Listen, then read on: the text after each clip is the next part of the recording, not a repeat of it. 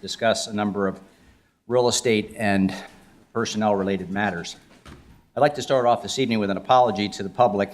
Last week we had our work session where we debated and discussed and questioned all the items on the agenda that we would normally vote on this evening. That's why the regular meeting is generally shorter than the work session. Unfortunately, we had some technical difficulties, and we had a video feed. Our meetings are now televised live, but we had a video feed but no audio feed.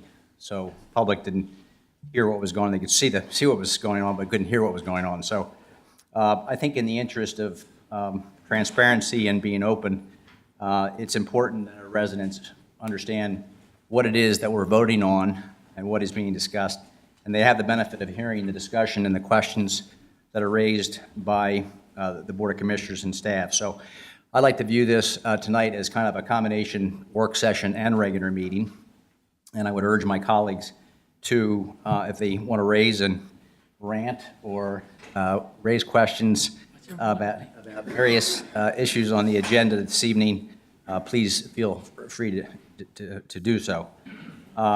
So again, apologies, and I think we have that corrected, and hopefully will not happen again.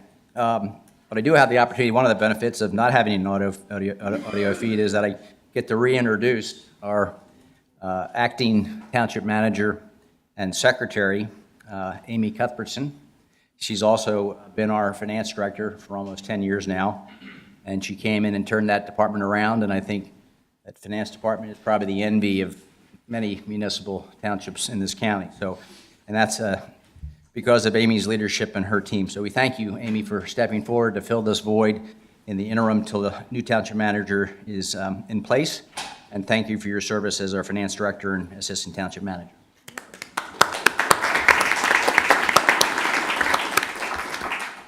So the first item on the agenda is I'd ask Amy to please call the roll. Mr. D'Amelio. Here. Mr. Oliva. Here. Mr. McCluskey. Here. Mr. Siegel. Here. Mr. McGarity. Here. Dr. Hart. Here. Mr. Wexler. Here. Mr. Holmes.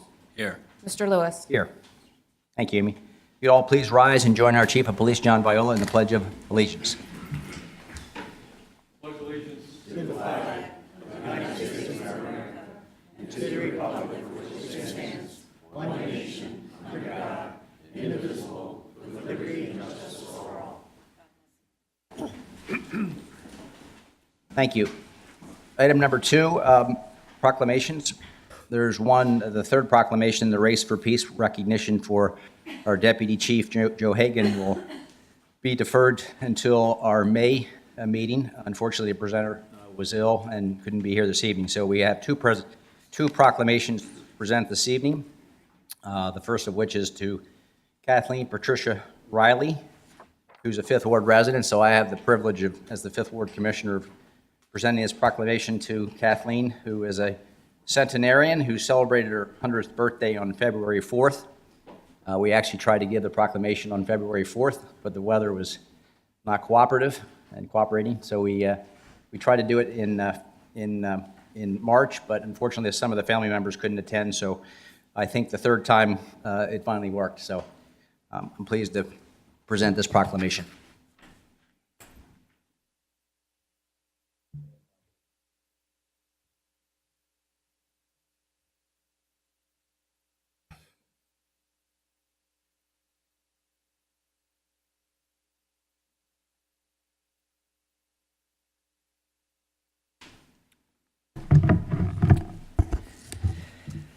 Whereas the Board of Commissioners of the Township of Haverford, County of Delaware, Commonwealth of Pennsylvania, takes great pleasure in recognizing significant achievements and milestones in the lives of individuals residing in our community. And whereas the Board of Commissioners wish to honor and congratulate Kathleen Patricia Riley on her 100th birthday. Whereas Kathleen Patricia Dalton was born on February 4th, 1919 in Brooklyn, New York, a first-generation American. She was the oldest daughter of John Jay and Bridget, who met on the boat from Ireland to Ellis Island to start a new life in the early 20th century. And whereas both parents passed young, and it was left to Kathleen to become the matriarch of her 7 siblings, and she worked tirelessly to keep the family intact in the 1930s and 1940s. And whereas she married an Irishman surprise, John Riley, from the neighborhood, and after the end of the war, they migrated to Long Island, where they raised 4 sons. These sons produced 8 grandchildren, and recently 1 great-grandchild. And whereas in 2009, she became a resident of the Keystone State, and in true Philadelphia fashion, acquired a taste for cheesesteaks, soft pretzels, tasty cakes, and of course, golden retrievers, most notably Tug, AKA Bozo. And whereas in her lifetime, which measures 36,526 days, and we can add another 60 to that, Kathleen Riley has witnessed the end of World War I, Prohibition, the Great Depression, 6 major wars and conflicts, the service of 17 presidents, and the ever-elusive Brooklyn Dodgers World Series championship. Now, therefore, be it proclaimed that the Board of Commissioners of the Township of Haverford, Commonwealth of Pennsylvania, County of Delaware, offer our deepest congratulations to Kathleen Patricia Riley for reaching her 100-year birthday milestone, proclaimed this 4th day of February 2019 by the Haverford Township Board of Commissioners. Congratulations to Kathleen.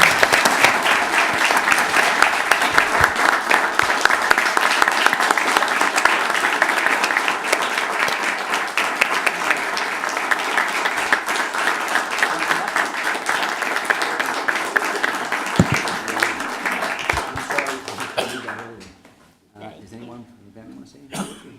Sorry? Want to say a few words or not? I would just like to say, You got yours? let me just pull this out.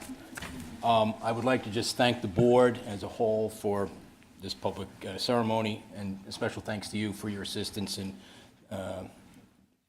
helping us with the proclamation, the resolution. It's been a big hit. It was read at her family birthday party on February 2nd, and then read it at her assisted living facility where she lives on her actual birthday on February 4th. So again, we appreciate the public recognition of her 100th birthday, and I'm glad Haverford Township played a part in it. Thank you. Thank you for being here. Do you want to get a picture? Sure.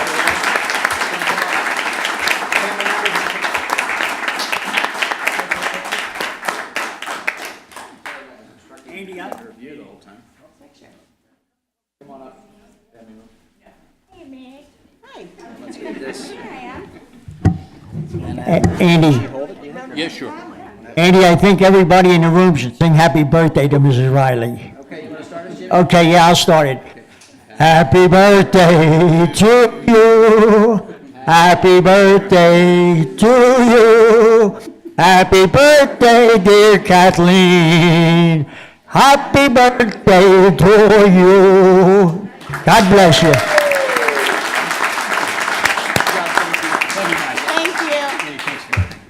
you. Thank you, Mr. Lewis. Thanks for coming.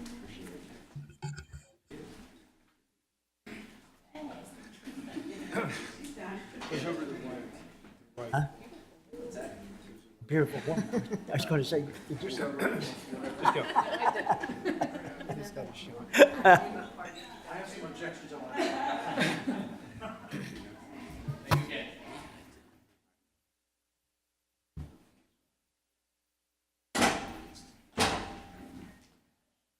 That was good, except for your singing, Jimmy, I have to say. I can see. I've heard better. I think the PA system picked the wrong week to fail. The next proclamation this evening is to Jack Anderson, who attained the rank of Eagle Scout. I congratulate him, and offer that proclamation is 4th Ward Commissioner Dan Siegel. Come on up, Jack.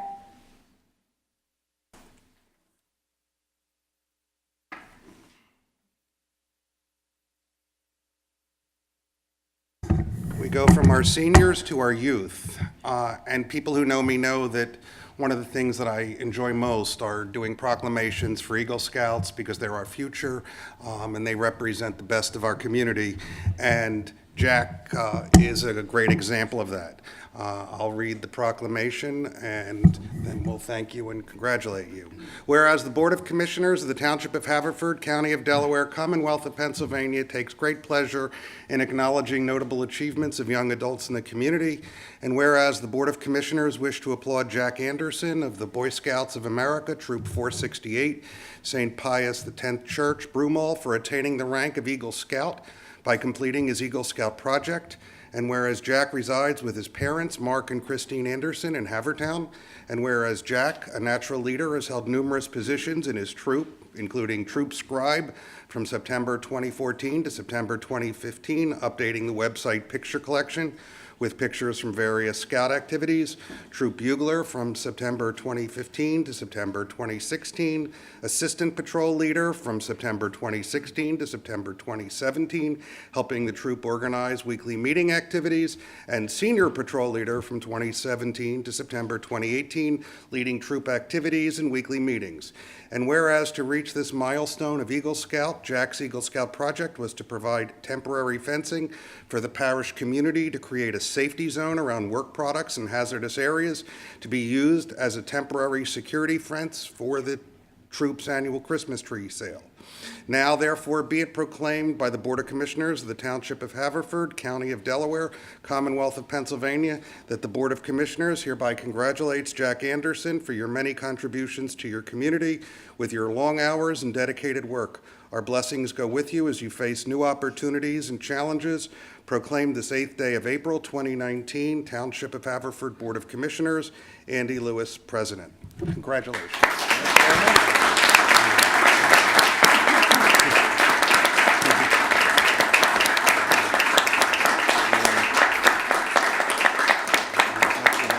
We can get, the chief will take the picture and you can be with your son.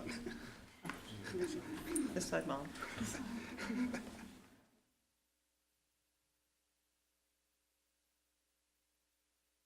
And we'll get it sent. Thank you so much.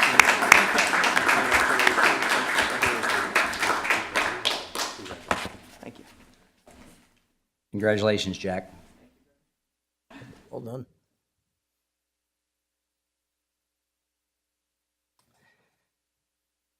Okay, item number 3 on the agenda, resolution number 2130-2019, appointment of Township Manager Secretary. Mr. President, Mr. Wexler. before I make the motion on the resolution, I'd like to give you and the public a little bit background. This is on how we got here to do this resolution this evening.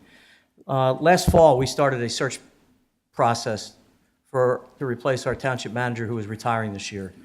And we began in earnest back in January, and then with the help of a consultant from Lafayette University, we had a committee formed. And I'd like to formally thank the commissioners, Commissioner Lewis, Commissioner McCluskey, Commissioner McGarity, myself, Amy Cuthbertson, Chief John Viola, and Jim Gladfeldy from the Union Steward, who worked on the search committee to find that. We publicized the search back in January, took the worldwide applicants, a little over 30. I think we had 31 applications or resumes come in. And then the search committee began in earnest under the guidance of Ms. Cuthbertson, who was really the staff member that worked with us. And a lot of hard work went into this. We narrowed it down, started the process, brought in 7 finalists that we thought were strong contenders for township manager. Narrowed it down again to 4 when another process came back a couple of weeks later, went through the interview process again, narrowed it down to 2 individuals. And then to how we got here this evening, we narrowed it down to 1 individual. We think we made the right choice for the township with all the inputs from both the commissioner level and employee level, both uniform, non-uniform, director level, and worker level at the union level. We had union input. I think we should be most proud that we gave input to that department as well, and they thanked us. They looked around and said they could not find another municipality that actually got input from the union members on the search process. So they were glad to be part of it. We felt it was worthwhile. We thought their input was good. I especially thought the questions that Mr. Glofeld asked were poignant, well-intentioned, and good ones. And that's how we got here tonight. So what I'm going to make a motion is to adopt resolution number 2130, 2019, authorizing the President of the Board of Commissioners to execute a 2-year employment agreement employing David R. Berman as the Township Manager Secretary effective Monday, May 13th, 2019 through May 12th, 2021. Second. Moved by Commissioner Wexler, seconded by Commissioner Hart. I would just add that as part of this resolution, the board has elected to waive the stated residency requirement as allowed by Section 502 of our Home Rule Charter. I'd also like to, since Commissioner Wexler provided the context in which we underwent this search process, I'd like to now just briefly give some background on Mr. Berman and his credentials. Dave Berman comes to Haverford with over 18 years of experience in the public sector, 11 years in the private sector, holding both a bachelor's degree in accounting and a master's degree in business administration from Temple University. Dave has progressively moved through his career, starting on the financial side of operations and quickly moving up to assistant manager and then township manager for 3 other municipalities in Pennsylvania, most recently serving Willistown Township in Chester County for the past 8 years. Dave possesses a solid background in all facets of municipal government with emphasis on municipal finance and the subdivision land development process. As an active member of both the International City County Management Association, the ICMA, and the Association of Pennsylvania Municipal Managers, Dave has also earned credentialed manager status from the ICMA. Dave has spent over 12 years as a volunteer firefighter with the Media Fire Company and currently lives in Media, Delaware County with his wife and 2 young children. So would any other board member like to make any other comments or questions before we call the roll? Hearing none, I ask that you please call the roll. Mr. D'Amelio. Yes. Mr. Oliva. Yes. Mr. McCluskey. Yes. Mr. Siegel. Yes. Mr. McGarity. Yes. Dr. Hart. Yes. Mr. Wexler. Yes. Mr. Holmes. Yes. And Mr. Lewis. Yes.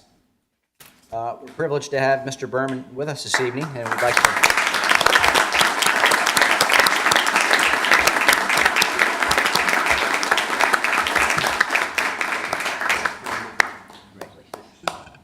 want to say a few words? Sure thing. Good evening, everyone. Board members, thank you very much. I am just thrilled to be here. Coming to a full-service municipality like Haverford Township is really a dream for a township manager here in Pennsylvania. I've lived in the area my entire life. I've always known Haverford to be a great community, and in the past several months, I've had the opportunity to get to know some of the folks who work here, obviously get to know the commissioners, and I've come to learn what a great community this really is and what a great organization that this Board of Commissioners has established here. And it's a testament to the board. It's also a testament to my predecessor, Larry Gentili. Big shoes to fill here, huge shoes. Larry's a great guy, has been here a long time, and I am privileged to come and accept this appointment following Larry, and I'm going to give it my best. I thank you, board members, for the confidence you've placed in me, and I am just, again, thrilled to be here, excited to serve this great community. Thank you. Thank you, David.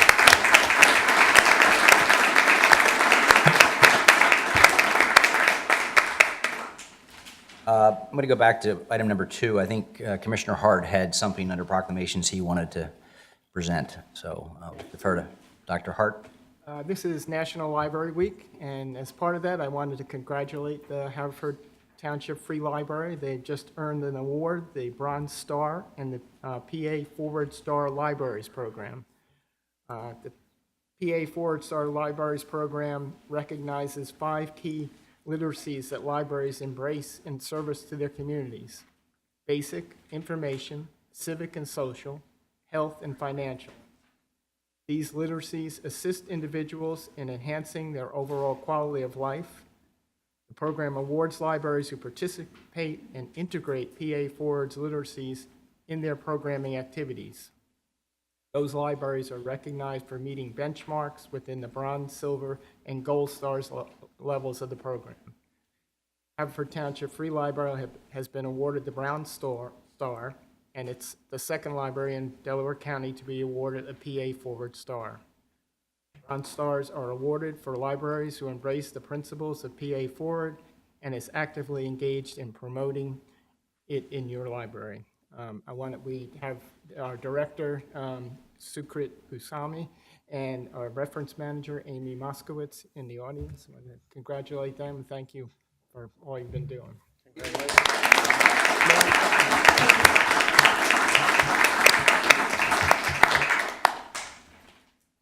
I'm going to ask our chief of police if he wouldn't mind. I've talked to him in advance about giving the crime update, which he gave last week as well, but we'll go through it again. So thank you, chief. We've heard it from this direction, so you can do it from that direction. Thank you, Commissioner. I apologize for my back. The crime report for the month of March: criminal arrest 34, juvenile arrest 3, traffic citations 243, non-traffic citations 12, 288 written warnings, 387 automated parking tickets. That's what the meter personnel give out, 91 alert, which the police officers give out. There was a robbery at the 7-Eleven on Eagle Road on March the 22nd, where the actor went into the store, threatened the manager or the night operator there, struck him in the head with a weapon, took the money drawer out and fled the area over into Ralston and Belvedere. Lower Merion also had a similar report of their 7-Eleven. There was arrest in Philadelphia, and the investigation is ongoing. We had a burglary at Cat Pharmacy in Eagle Road.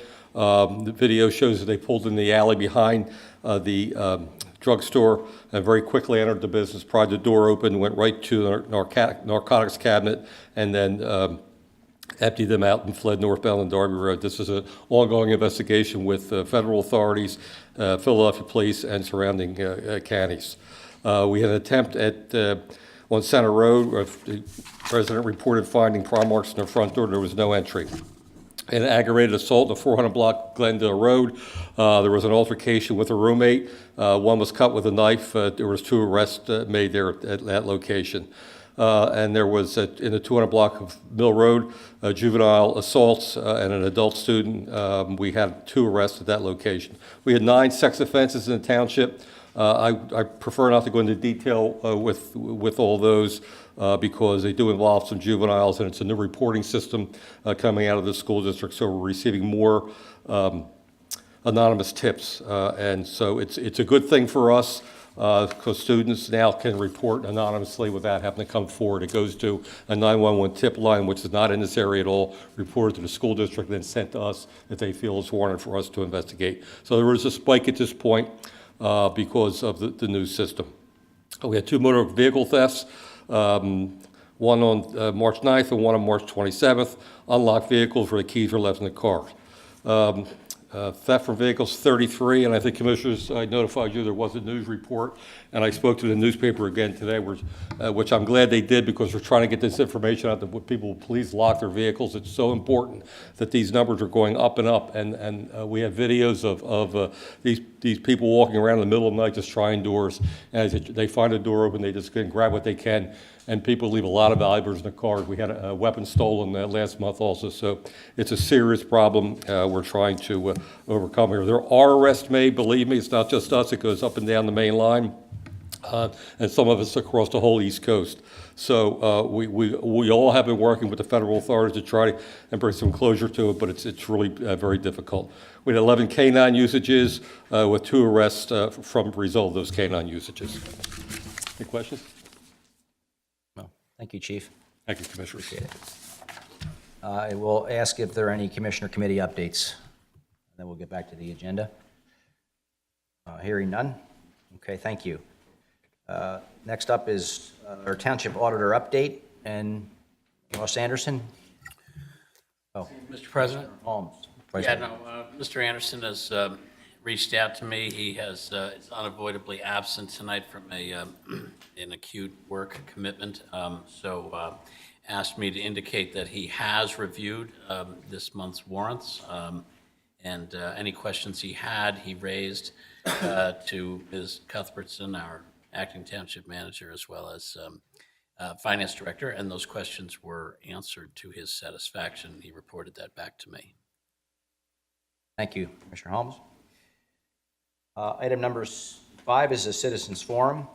We have allotted 20 minutes for registered speakers, of which there are 3 this evening. And there's also 20 minutes allotted to anyone in the audience that would like to speak on an agenda item. And if you'd like to speak on a non-agenda item, you'll have the opportunity to do so under agenda item number 17. So we'll start this evening with the first registered speaker is Amy Moskowitz, and our new reference librarian, and it's on National Poetry Day and National Library Week. So thanks for being with us.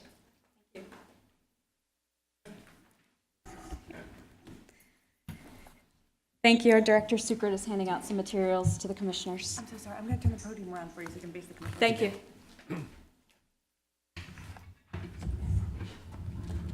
Very gracefully. Thank you. Thank you There's no way to do that. Okay. very much.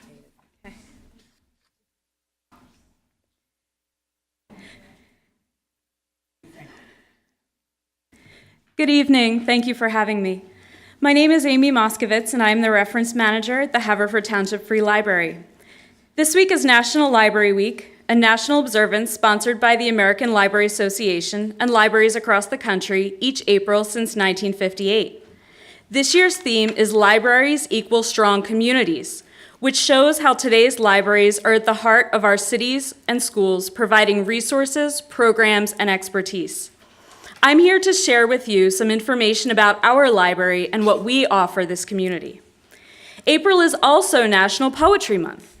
In honor of both National Library Week and National Poetry Month, I'd like to start off with a poem by Robert Frost.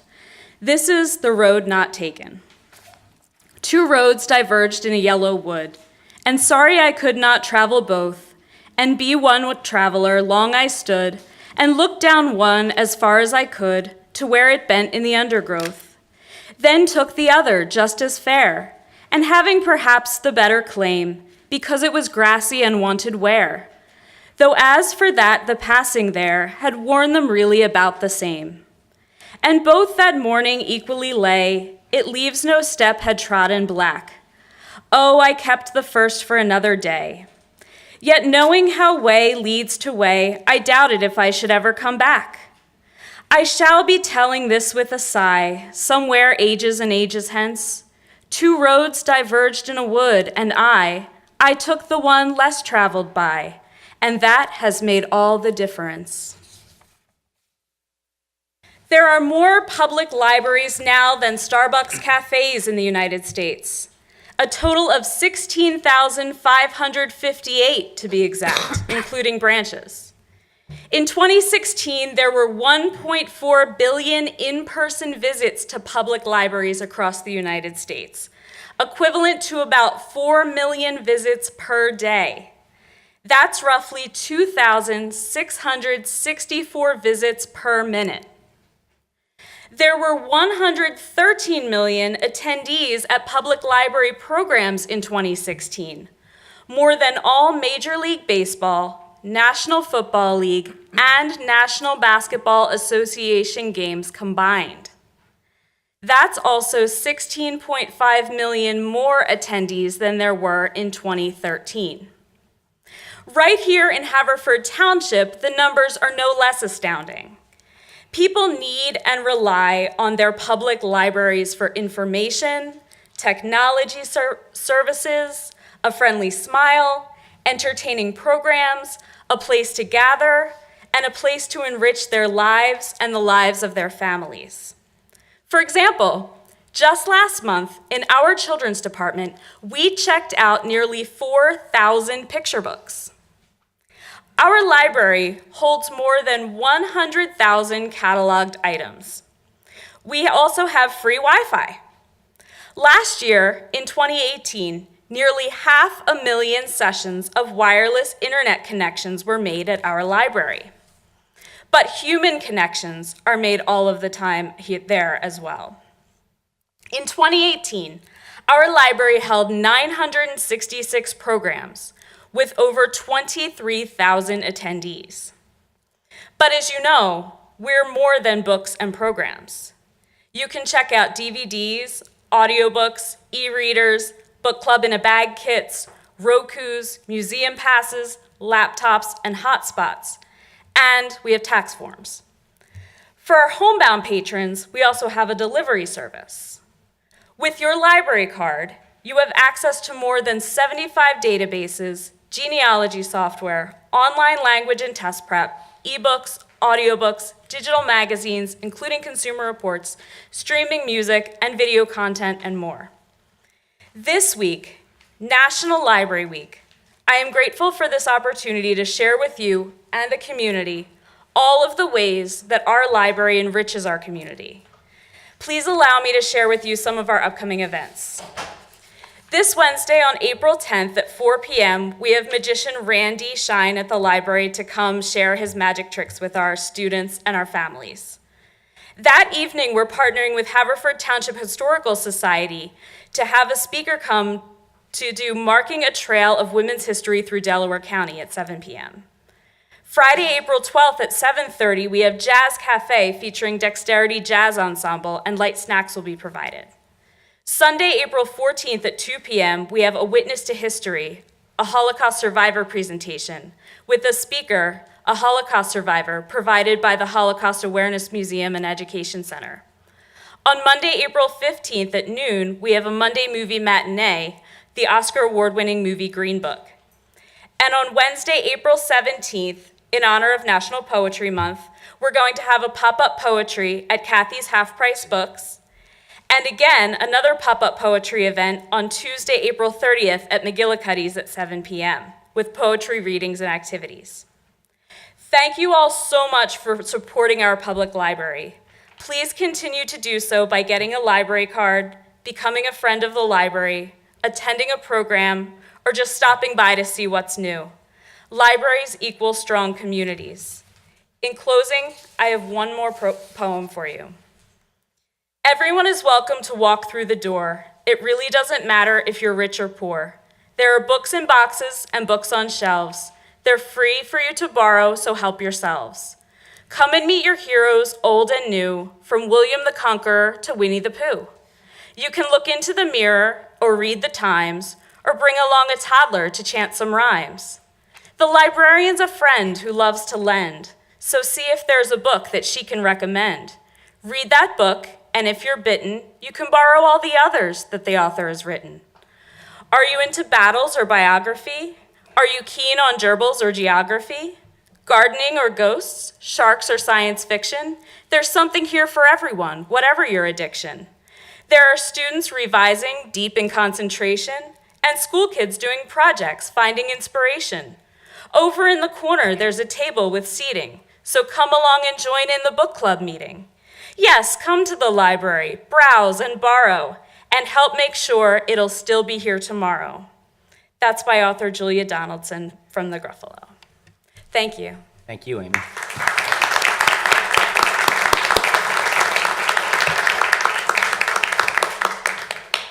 Our next registered speaker is Chad Brooks.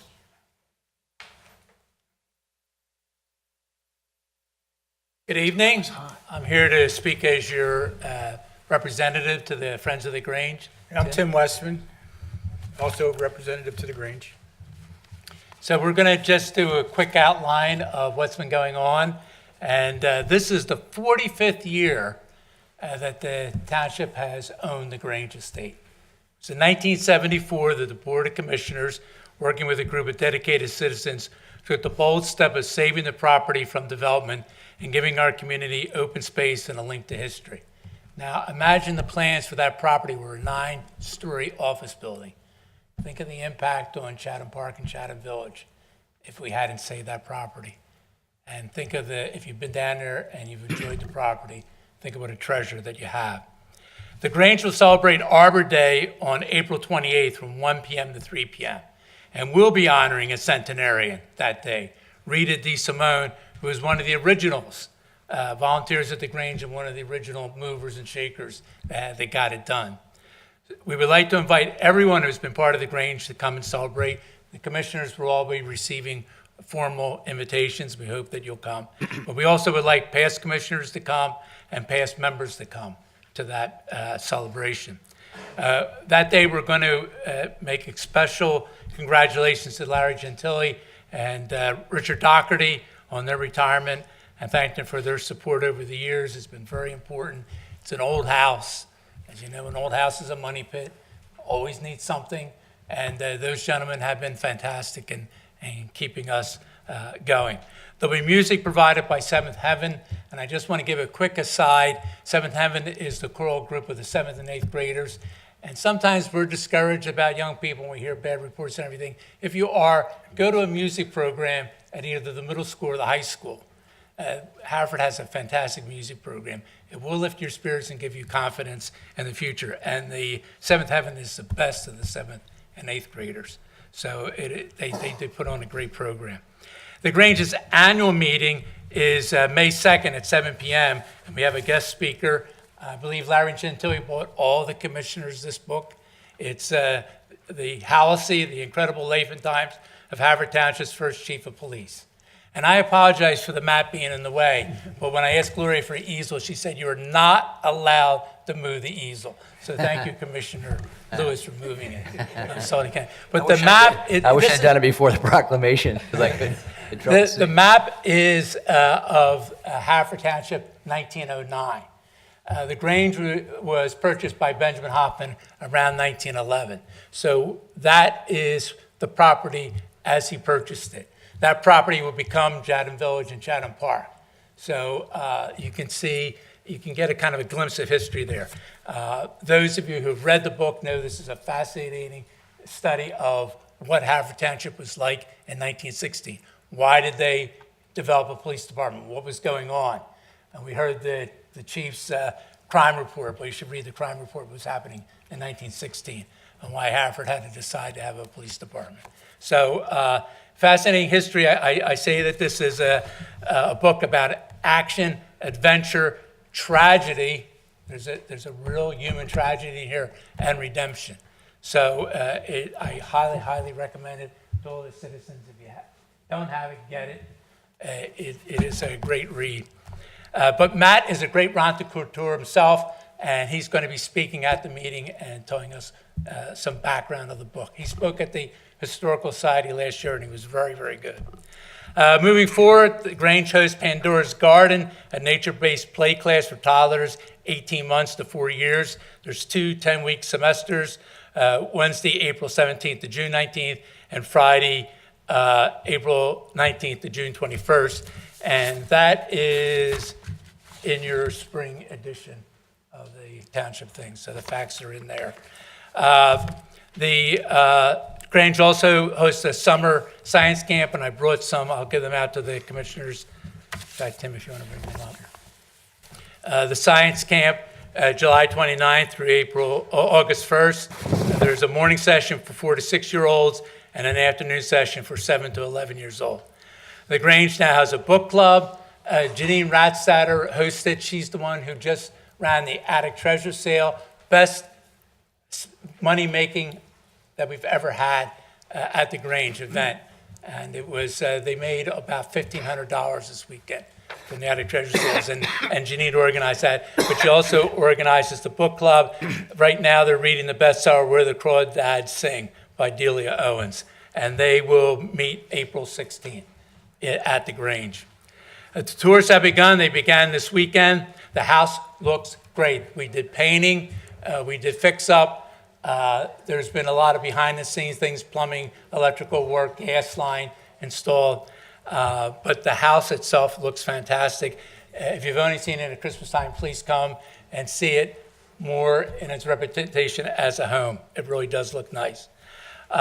This year, Saturdays are by appointment only, so if you have like a family group, you have visitors from out of town, you want something to do with them, call ahead, you can get a private tour. Sundays will be the usual walk-up 1 to 4, and any citizen can come up and see the house. They have a lot of collections out that they haven't had in the past. It's a very pleasant way to spend the afternoon, and the grounds look great right now. You can imagine with the burst of spring that we've had in the past couple of days.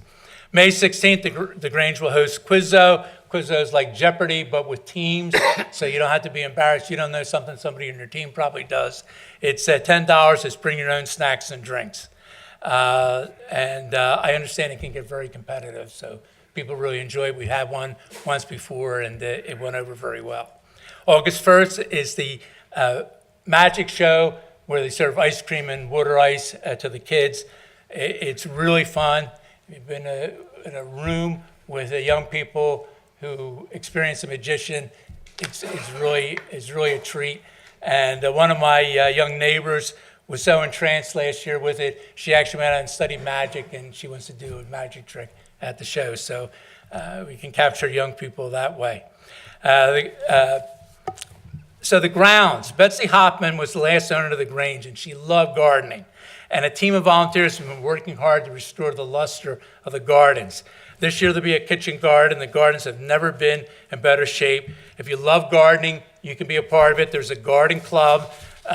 They've cleaned out the main entrance. If you come in that main entrance, you can see their work.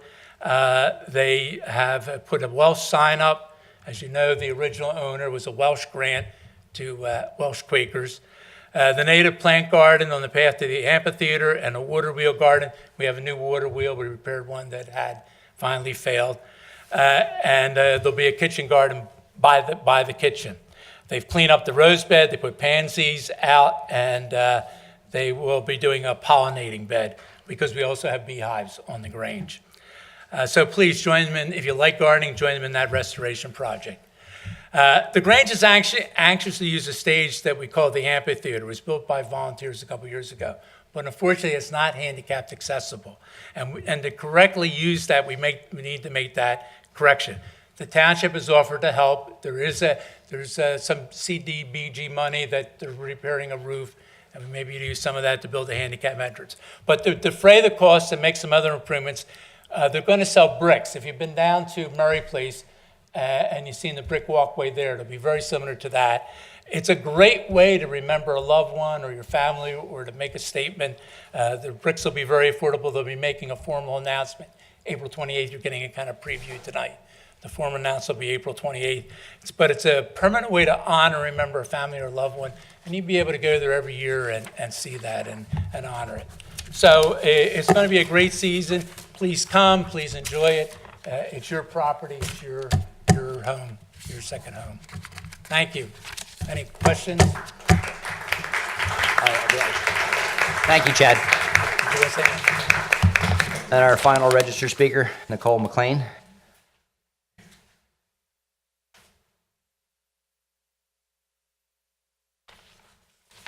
President of, what's the actual, president of the dog park? Or? Yes. My name is Nicole McLean. I live at 225 Ivy Rock Lane in Havertown, and I'm the president of the Haverford Reserve Dog Park. This is going to be a little repetitive from the October meeting, so I apologize if it's going to sound familiar. But the Haverford Reserve Dog Park, or HRDP, Park for People with Dogs, as we like to say, is reported to be the most used outdoor park in the township. Because of that, along with our desire to be good stewards of the facility, the board makes every effort to keep you informed about happenings at the park on an as-needed basis. HRDP was established in 2010 as part of the recreational improvements to the former Haverford State Hospital site. It occupies a large area on a slope extending between the Children's Freedom Playground and the entrance to the trail. The area is fenced in the appropriate manner for a dog park. However, the slope of the ground it occupies is significant enough that a material amount of erosion has occurred over the past 8 years since the park was opened. Our challenge is twofold. First, due to the huge popularity and use of the park by families with running and playing dogs, it is nearly impossible to grow grass on the site. Secondly, the slope erodes with every water event, causing deep gullies, exposing rocks and buried trash and debris, including significant amounts of broken glass, which is hazardous to the playing dogs and their families, especially children. We have witnessed the negative effect that the erosion is leaving on the fence, or is having on the fence, and have spent significant man-hours making repairs in order to preserve the investment that has been made in this well-used, well-loved township park. We are concerned that be it a cut paw or torn ACL, it is only a matter of time before a dog or human suffers a significant injury. The HRDP board requested to partner with the township to study the problem and make a recommendation on how the erosion can be abated and corrected in October 2018. In January, we were informed by Larry Gentili that he authorized Pannoni to review the situation and give recommendations. We had requested that David Tench, our Vice President and Facilities Manager, be included in the meetings as he has been involved in maintaining the park through the years. We have been assured by Tim Denny that Parks is addressing the problem and it is on their radar. However, as of today, we have heard nothing with regards to a Pannoni site visit or plan. We don't know where things stand at this point, so I am here personally to ask Tim Denny and Mr. Pannoni what is the status? Okay, thank you. Is there anyone in the audience that would like to speak on a agenda item? Okay, thank you. Just want to quickly thank Amy and Chad for their informative presentation, and appreciate what you're doing in terms of promoting the township's assets. We appreciate that, and also enjoyed your poetry reading. I don't think the board has ever had that done before, so thank you for that.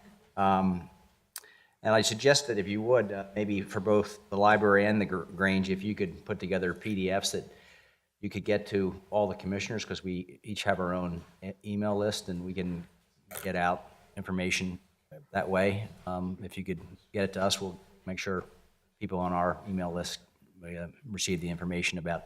We don't want to go too far out, but I think if you give us something that's, a month out or something, we can get word out for you. Do you want to add something, Dan? Yeah, I would also suggest that particularly it's hard, the calendars show up on the cable channel, but your presentation without the dates would make a great sort of public service announcement for the cable channel. A few minutes that people would then see in between, all of the scintillating meetings of us and other. Yeah, and someone can do that, library or. Well, we can arrange it with Rick, but I would suggest that be a really good idea. Yeah, To have that information conveyed. better than seeing a screen with just print on it. Correct. Sure.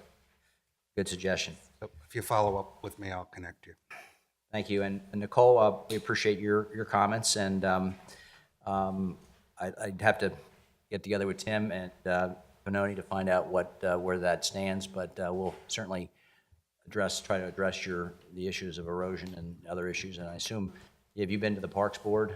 Oh, yeah. Okay. Well, I will sit down with both Dave Pannoni and Tim Denny and try to bring some resolution to this issue. So thank you for your good work. That concludes our citizens forum, and now I'll turn back to the agenda. Item number 6 on the agenda is the approval of minutes of the regular meeting of March 11th, 2019. Commissioner D'Amelio. Chairman, I'd like to make a motion to approve the regular meeting minutes of March 11th, 2019. Second. Seconded by Commissioner Wexler. Who's going to have a voice vote. All in favor? Aye. First, any discussion, questions, or edits? All in favor signify by saying aye. Aye. Any opposed or abstentions? Ayes carry 9-0. Thank you. Item number 7, approval of warrants. Vice President Holmes. Mr. President, thank you. I move we approve warrant number 4 of 2019 totaling $3,673,636.30, comprising the general and sewer fund payroll for March 21st, 2019 in the amount of $1,186,514.47. The general and sewer fund payroll for April 4th, 2019 in the amount of $607,984.22. General fund disbursements number 4 of 2019 in the amount of $1,272,963.68. Sewer fund disbursements number 4 of 2019 in the amount of $288,996.66. Community Development Block Grant Fund Disbursement Number 4 of 2019 in the amount of $73,410.61. Capital Project Fund Disbursement Number 4 of 2019 in the amount of $235,058 and no cents. And a credit card statement ending March 27, 2019 in the amount of $8,708.66. Second? Seconded by Mr. Oliva. Mr. President, our township auditor has been through these warrants. Any questions he's had, and there weren't many, were answered to his satisfaction. I have also looked at some of these warrants this month, and I recommend that they be approved. Is there any discussion or question? If not, all in favor signify by saying aye. Aye. Any opposed or abstentions? Ayes carry 9-0. Thank you. Agenda item number 8, resolution number 2131-2019, final land development plan, Pets First, 924 Haverford Road. Mr. President, Commissioner Oliva. I'd like to make a motion to adopt resolution number 2131, 2019, approving the final land development plan for Pets First Veterinary Center, LLC, for the property located at 924 Haverford Road, Bryn Mawr, Haverford Township, Delaware County, and known as DC folio number 22-05-00399-00, and has been submitted to demolish the existing non-conforming veterinary clinic and construct a new approximately 3,000 square foot veterinary clinic with a 25 space parking lot and an underground stormwater management facility. A 1.5-story residential structure will remain on the property. The project received conditional preliminary approval on January 14, 2019 per resolution number 2114, 2019. The subject property is legal nonconforming, zoned R4, low to medium residential district, and is located in the 5th Ward. The aforesaid plans were prepared by Site Engineering Concepts, LLC, Southeastern Pennsylvania, 19399, dated November 15, 2018, and last revised on March 4, 2019, subject to compliance to the Planning Commission's recommendations. Seconded by Commissioner McGarity. Discussion, questions? Mr. President. Mr. Holmes. Mr. President, I would like to amend this resolution. The resolution as currently written indicates that it is subject to compliance to the Planning Commission recommendations. The resolution as currently written indicates, but does not state one way or another, that the applicant has requested an additional waiver for Section 165B4F regarding the installation of sidewalks.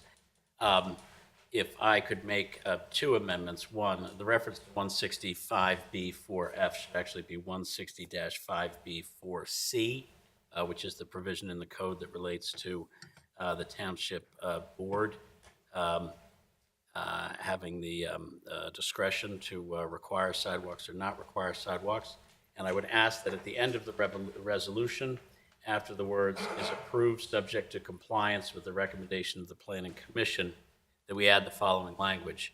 The applicant is granted a temporary conditional waiver from the requirements of Code Section 160-5B4C regarding installation of a sidewalk.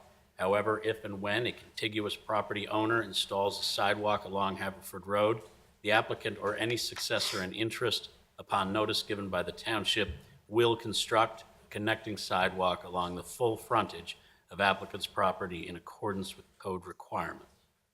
So I ask that Commissioner Oliva accept that change to his motion. I do. And I ask Commissioner McGarity to second that change. Yes, I do. Is there any further discussion? We talked about this last week, and I know that people weren't able to hear it, and I don't want to go over it too much. There was a request at the, it is the practice of the Planning Commission to consider requests from developers to certain requirements of Section 160-5 of our municipal code. The Planning Commission grants or doesn't grant those waivers, subject to ultimately the Board of Commissioners ultimate decision-making power on that issue. It is clear from me, it's clear for me in looking at the properties at issue, this sidewalk, if imposed on this particular property, would be a sidewalk that ended at the edge of a residential area, and several more residential houses follow that house that do not have sidewalks. And in the other direction, at least 8 houses in the other direction do not have sidewalks. And not to be flippant about it, but this would be a sidewalk to nowhere. Now, were this a business that had foot traffic or encouraged impulse buying and was next to the train station or something like that, I would think that we could then, in our opinion, suggest that this was an area of heavy pedestrian traffic and that safety is our paramount concern. This is a pet hospital, and I do not believe that it is going to have as much spontaneous traffic. It is going to have traffic, people driving into its properly configured parking lot, and I do not believe there are the safety concerns that usually compel us to require sidewalks in this situation. For that reason, I am recommending this amendment and otherwise adopting all of the recommendations of the Planning Commission as specified in the resolution. Any other questions or discussion? Yeah, Mr. President, if I could, I guess, just to express concerns I have regarding the amendment that Commissioner Holmes is presenting. I certainly understand the rationale and the thought process for this particular property in terms of there not being contiguous sidewalks to the right or left of it. I guess my concern is overall as a township, we all have voiced and spoken about it, and frankly, that's why it's a waiver that is needed, is because we've all expressed the desire to have sidewalks within the township, and that's what the Planning Commission expressed. And there's reasons for that stem from stormwater management, in terms of accessibility, in terms of, as Commissioner Holmes said, it's a business that will have a lot of drive-up traffic, but we also want to encourage more foot traffic. But you don't encourage more foot traffic if you don't have a sidewalk. So I think I understand the issue in terms of it being just a specific sidewalk with no sidewalks next to it, but there has to be a first sometime, and it's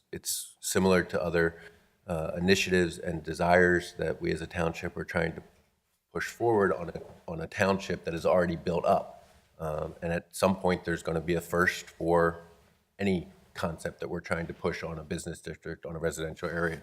So I'm reluctant to agree with a waiver. I do appreciate the fact that this is characterized, and the amendment that Commissioner Holmes is proposing is a temporary conditional waiver. I just, my hesitation is that in 4 years, if there is a sidewalk next to that, I would suspect that they'd be back asking for a waiver from that, because it would create a burden at that time. At some point, it's going to be uncomfortable, and there has to just be a first. So those are just my thoughts. Mr. President. Yes, Commissioner Holmes. I do understand from our codes and zoning office that such an agreement by the applicant would be part of the final plan, therefore be there permanently to be enforced at any time and any time appropriate, and would bind successors. But more important, I want to make clear that I respect Commissioner McCluskey's concerns about safety and about the modernization of our township, and that in every circumstance there's going to be that first person that has to fix the curb, has to build the sidewalk, has to do something that up until now we've not been doing. And I respect that, and on other issues I've taken a similar position. I just think in here, in balancing the burden on the applicant versus the harm we're trying to cure, I with some hesitation, but at the end of the day, with the belief that it's the right thing to do, propose this amendment with this condition. Mr. President, I've got to Yes. agree with Commissioner McCloskey. As someone who's been running and biking around Haverford for the last 30 years, there's just too many places that not safe for pedestrians. And I think that, I agree with you, this is a sidewalk to nowhere at this point, but I think our default position needs to be put in sidewalks. Haverford Road is not safe for pedestrians. It won't be safer with this sidewalk, but if we need to start somewhere. And I don't think our default should be, well, nobody has one yet. I think we should be putting them in. If I, Yes. and I think there's sort of another misperception here. Sidewalks aren't necessarily for that business. If that were the case, then you'd have parking lots and nothing but. Sidewalks are for all of the people who will walk, run, bike along Haverford Road, which we all know is heavily traveled, dangerous to pedestrians with no sidewalks. So the purpose of it isn't for the person's going to Pets First, it's for students walking down the street, people walking their dogs, and all of those other things. And I believe we need to have more sidewalks. You walk through too many communities. My neighborhood doesn't have sidewalks, and at night you're just walking down the street, and lots of people are. You're driving down the street, and lots of people are. We have to, follow our code and impose sidewalks wherever possible. Yeah, I would just concur with Commissioner Holmes's comments. It is a sidewalk to nowhere, and I think what's important is that when and if there is ever any future development, either to the east or the west, the sidewalk be installed at that time. I think it will be aesthetically very unattractive, quite frankly, to have a sidewalk there. There is curbing, so there's obviously stormwater management already in place. And there is plenty of area for people to walk. I've walked Haverford Road. I don't run. You put your life in your hands even if there was a sidewalk on running on Haverford Road. So I think, the reality of running on Haverford Road is not a good idea.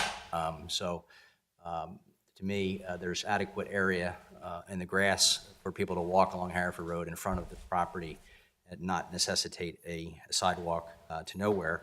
When and if it becomes necessary, it will be required. If the property's to the west, going towards county line, there are two houses in between this property and the commercial property. If those were to ever become commercial, which I would not be in favor of, quite frankly, but if they did at some future point, and the sidewalks obviously would be required there, and then that would trigger this requirement from Pets First to install sidewalks at that time. So it makes this, I think, is probably a good compromise solution for all parties. So I would recommend that we support this amendment. Can I just add, I believe that that very same thing, this is the design of the waiver. This applicant is agreeing to, whenever sidewalks do appear on Haverford Road, they will install them to make it passable. But right now, requiring somebody to put a sidewalk literally to nowhere in front of a property, maintain it, clean it, and No, remove the snow. remove the snow, I just think it's unfair. So I think this is the design of this waiver, when it sounds ridiculous but if in the future there are sidewalks there, he will, he's required to do it. So I think that's fair. Mr. President, Mr. Holmes. I promise just one last point. We do two things as a board, and this is one of those. We pass ordinances that have general application to the entire township, and the consequences of those ordinances are that there's a burden on the entire township or whatever class of people or businesses or whatever that we affect. Other times, we have to do this, which is exercise discretion on an individual application, and that has an impact on a much smaller group of people. It has an impact on neighbors, and it's particular an impact on a homeowner or an applicant or a developer. We, as a board, can make the policy decision anytime on notice, discussion at a work session about changing our sidewalk law, about picking those streets that we make a decision is where sidewalks should be. And at that point, we can impose a requirement on everybody on that street to put a sidewalk in. Now, there are political ramifications to that, and whether we've got whether we're going to exercise that option or not exercise that option, I think that's the fair and the right way to do it. And so nothing I'm doing today, no step I'm taking today should suggest to anybody that I'm not for requiring sidewalks on every major street that we have. Haverford Avenue also goes through my ward. And I've got a situation coming down Haverford Avenue where I've got houses with sidewalks, and then I've got a hill that goes right to the road, and there's no sidewalk there. And I have a lot of constituents who walk to the P&W down there, and it's not a safe walk. And so I would gladly entertain, at the risk of political, fallout, that we impose sidewalk restrictions, but that we do it fairly and we do it across the board, or we do it in particular sites where it's important. But when we're exercising discretion here on one individual thing, I think we have to be hyper vigilant that we're not putting too much of a burden on somebody, because our goal is to do something township-wide, but we don't yet have the political will to do it township-wide. Any other comments? Yeah, I don't want to belabor the point, but it is township-wide. That's why it's a waiver. We've decided that we're going to impose that at the time of either renovation or development. But that's the time period. We just haven't decided to do it on your time frame. So it is something that has been decided. That's why it's a waiver. But I respect and understand the position Commissioner Lewis and yourself are taking in this particular instance.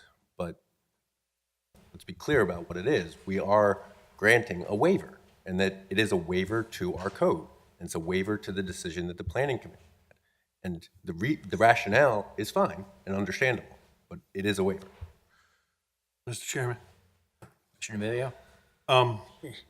didn't we just approve Linwood School, Kelly, without sidewalks?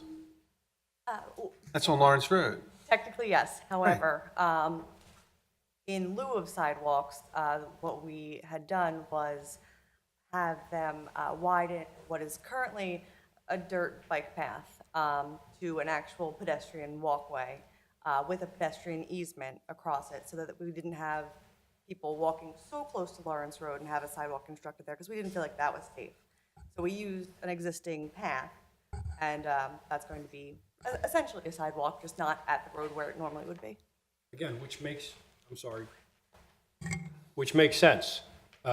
We look at each property and decide which one should get something with it that is required and which one not. It doesn't make sense to require the Linwood School to have a sidewalk like we require in front of somebody's house.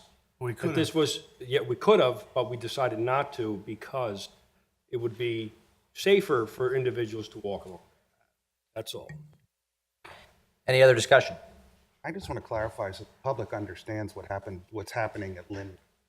It is not that there is no sidewalk. It is that there is, for those who know the property, an existing, what has been a deteriorating blacktop path that is farther away from the road. And the Planning Commission, in conjunction with township officials, made the determination that it would be better to make that the area where students and pedestrians walk, rather than have a sidewalk closer to Lawrence Road, because it is safer to keep the students and pedestrians further away, because Lawrence Road is a heavily traveled road. And it is not nearly as heavily traveled, I don't believe, as Haverford Road, where we're making the opposite decision. That's definitely is crowded. Mr. Wexler, you have a comment? I'm going to go out on a limb. I'm going to agree with both sides here. I agree that Haverford Road needs a walkway. You're the picture of bravery. Listen, hear me out, Mr. Holmes. If you could just touch. I don't think we have a comprehensive plan. I think what we need to do is, I think we need to incorporate what we want to do into the comprehensive plan in a reasonable manner. If you walk along Haverford Road, the property's 2 doors up, the next commercial property, you can't walk on the sidewalk. There's utility poles smack in the middle of the sidewalk. You can't ride a bike on Haverford Road. They're narrow lanes. If we have a comprehensive plan, I'm sure that we either come up with a bikeway, partway, or some way to enable both bike and pedestrian traffic down the road. But to penalize one property owner when we don't know which side of the road that path could be on, there's only enough room probably to have a sidewalk on one side of that road. Without a comprehensive look and plan, I don't know if it's going to be on the left side or the right side as you're looking down the street. So to hold, if If the applicant is willing, if we dictate later on that you have to put a sidewalk in, it sounds like they're willing to do it. They may or may not have to do it, depending on which side the comprehensive plan in that area comes through for. But it is, there's train tracks there, there's stations there. You need to be able to walk or ride to those facilities. And I think we as a board, as part of our comprehensive plan update that we're doing, need to include that, especially in those areas where there's rail stops along the way. Haverford Avenue being one of them. Westchester Pike's another area where we have intermittent sidewalks in both Mario's ward, my ward. Some areas, they're on, you're walking down the street, then you got to cross over a 4-lane highway to go 2 blocks and then back to the other side. So we really need to come up with a comprehensive look at this in a planning purpose down there. So that's a good suggestion. Thank you, Commissioner. Wexler, any other discussion or questions? If not, Amy, please call the roll. Mr. D'Amelio. Yes. Mr. Oliva. Yes. Mr. McCluskey. Yes. Mr. Siegel. No. Mr. McGarity. Yes. Dr. Hart. No. Mr. Wexler. Yes. Mr. Holmes. Yes. Mr. Lewis. Yes. Resolution passes 7-2. Passes. Approved. Resolution, item number 9 on the agenda is resolution number 2132-2019, preliminary land development Republic Bank, 2400 Darby Road. Just for background, this is contemplates taking down the existing Sharo gas station at Eagle and Darby, across from Cat's Pharmacy. I think that's probably everybody knows where that is. And so I'd entertain a motion for this resolution. Mr. President, make a motion to adopt Resolution 2132, 2019, approving the preliminary land development for Republic Bank for the property located at 2400 Darby Road, Haverford Township, Delaware County, and known as DC Folio number 22-03-00690-00, has been submitted to construct 3,028 square foot bank building with 22 off-street parking spaces, an infiltration bed for stormwater management, and other associated site improvements. The subject property is zoned G3 General Commercial District and is located in the 3rd Ward. The aforesaid plans were prepared by Robert E. Blue Consulting Engineers, PC, dated December 21st, 2018, subject to compliance to the Planning Commission recommendation. We discussed it a little bit last week, Mr. President, but just to reiterate, since there was no audio, this is preliminary land development. Typically, we don't usually see preliminary land development in front of us. Originally, plans in this instance included discussions with PennDOT about creating a turn lane on that part of Darby Road in consultation with our township engineers and the property development engineers and PennDOT engineers. It was unanimously agreed upon that that lane would not serve as a benefit to ease traffic burden at the intersection in the degree that we would want. There was other issues that are in discussion in terms of intersection improvements. There also will be a sidewalk with grass and a dog walk. Just following up on our previous discussion. But this should go back to, this will be going back to the Planning Committee for a final, what? The final plan. Could I first have a second to this motion? Seconded by Commissioner Siegel. I'm sorry, go ahead. Apologize. I just wanted to jump in. It's on the Planning Commission agenda for this Thursday. On the Planning Commission agenda for this Thursday. But so we're voting preliminary on it. Is there a copy available to the public of the preliminary land development plan? Want to speak in the... It would be I am. I'm speaking into my microphone and it's on. You were fine. I said, is there anything for the public to see on this preliminary land development plan? Absolutely. I mean, public is always welcome to come in the office, take a look at the plans. They're always available. Yeah,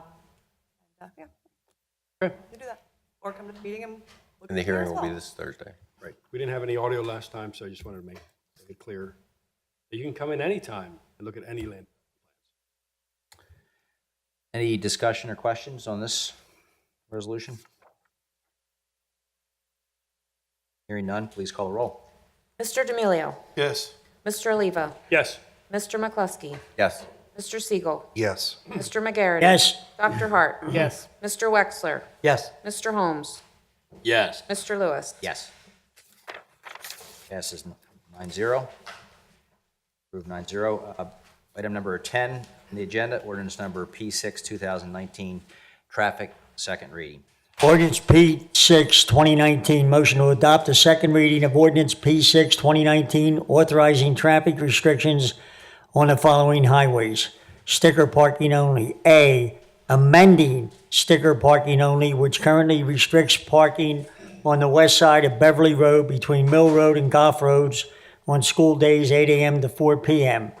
To read Beverly Road, west side between Mill Road and Goff Roads, school days 7 a.m. to 10 a.m., valid permit exempt.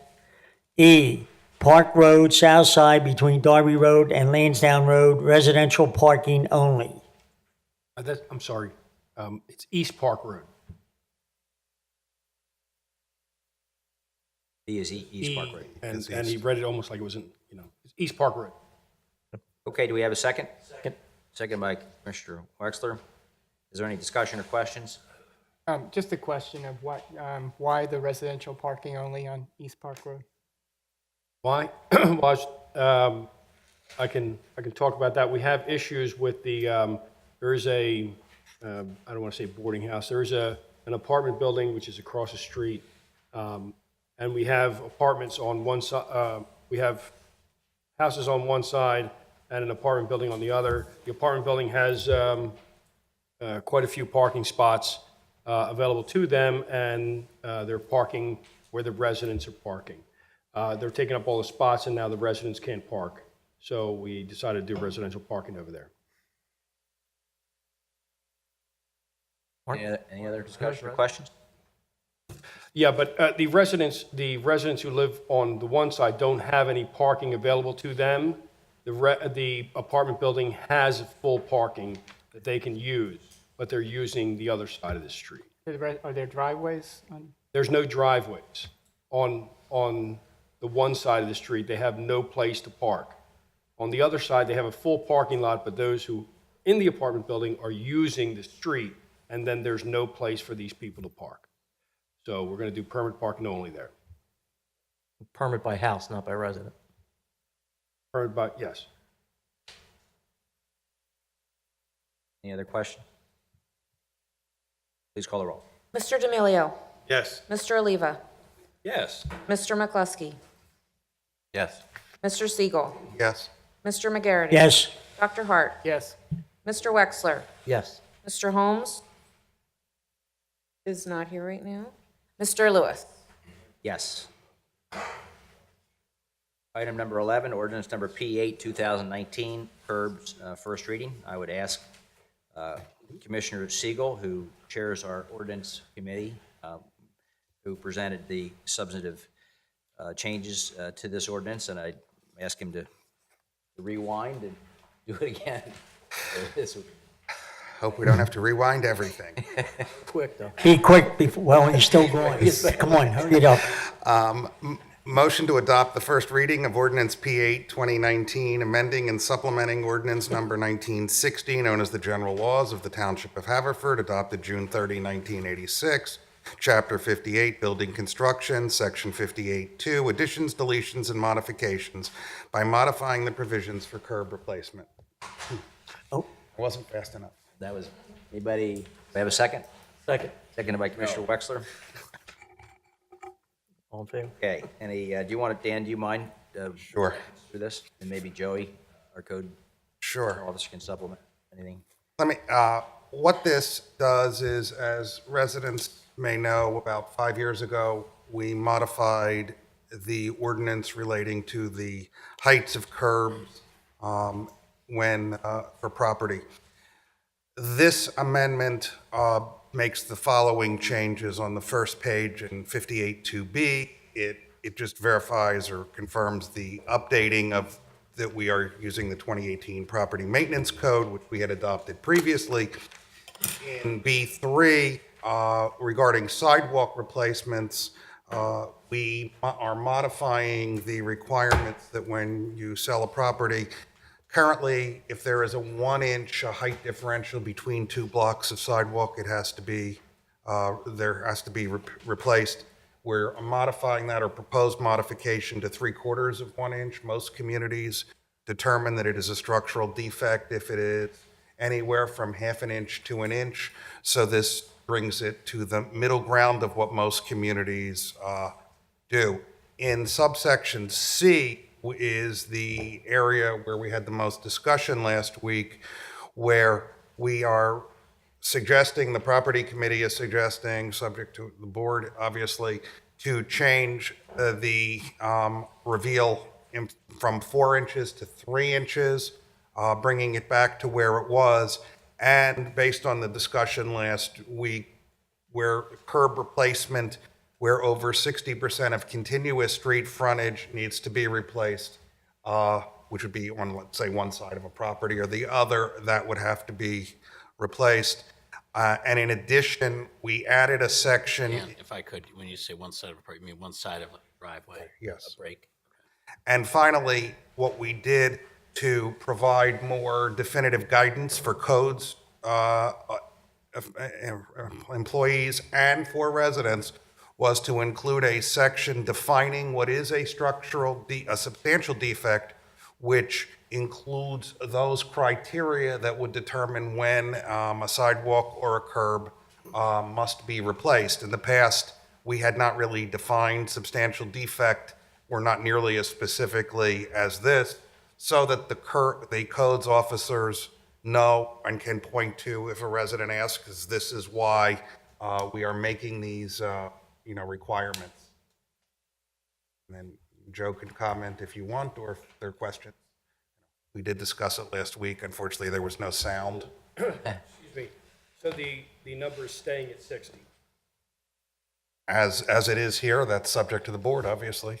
Could be amended. Well, but the difference last number, week and was, I made myself real clear last time that I don't like the 60. It's too low of a number.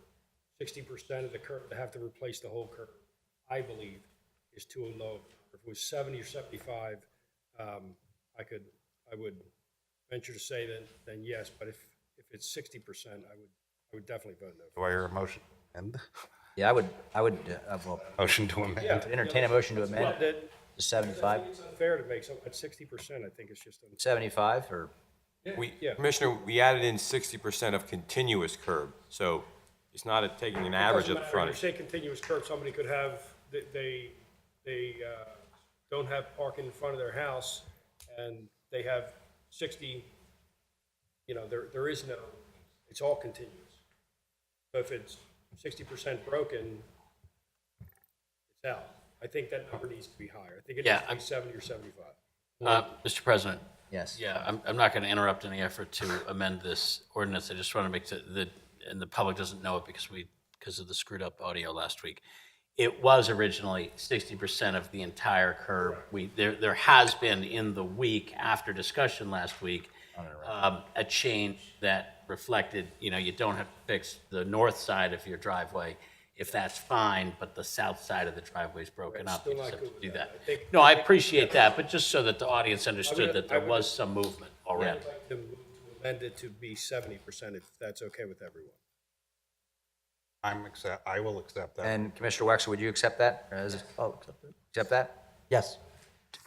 Could I Any other ask, discussion or question? could I ask Commissioner Siegel, section in the revised language and substantial defect, I apologize that I can't remember off the top of my head what's different between last week and this week on 1 through 6. Nothing. Anything? Okay, so these are the new, and do we have, there are properties throughout the township that have never had curb. Is number 1 in substantial defect, where one or more sidewalk places, where one or more pieces of curb is missing, or where the sidewalk curb was never built? Are we putting a new requirement? No, that's if a section of curb for some reason was never constructed within an existing curb. So this is not for a property that never had curb to begin with? That we're not imposing a new requirement for them to put in curb? Yeah. That's correct. If you do not have curb presently, you do not have to replace it with curb. All right. Yeah, we could, to clarify that, just change it to, or an existing section of curb was never built, so that it's very clear. I would have no problem amending Yeah, I would, that. yeah, if you could amend one to say where one or more sidewalk blocks or pieces of curb is missing, or where An existing section of curb was never, a section of curb was never built.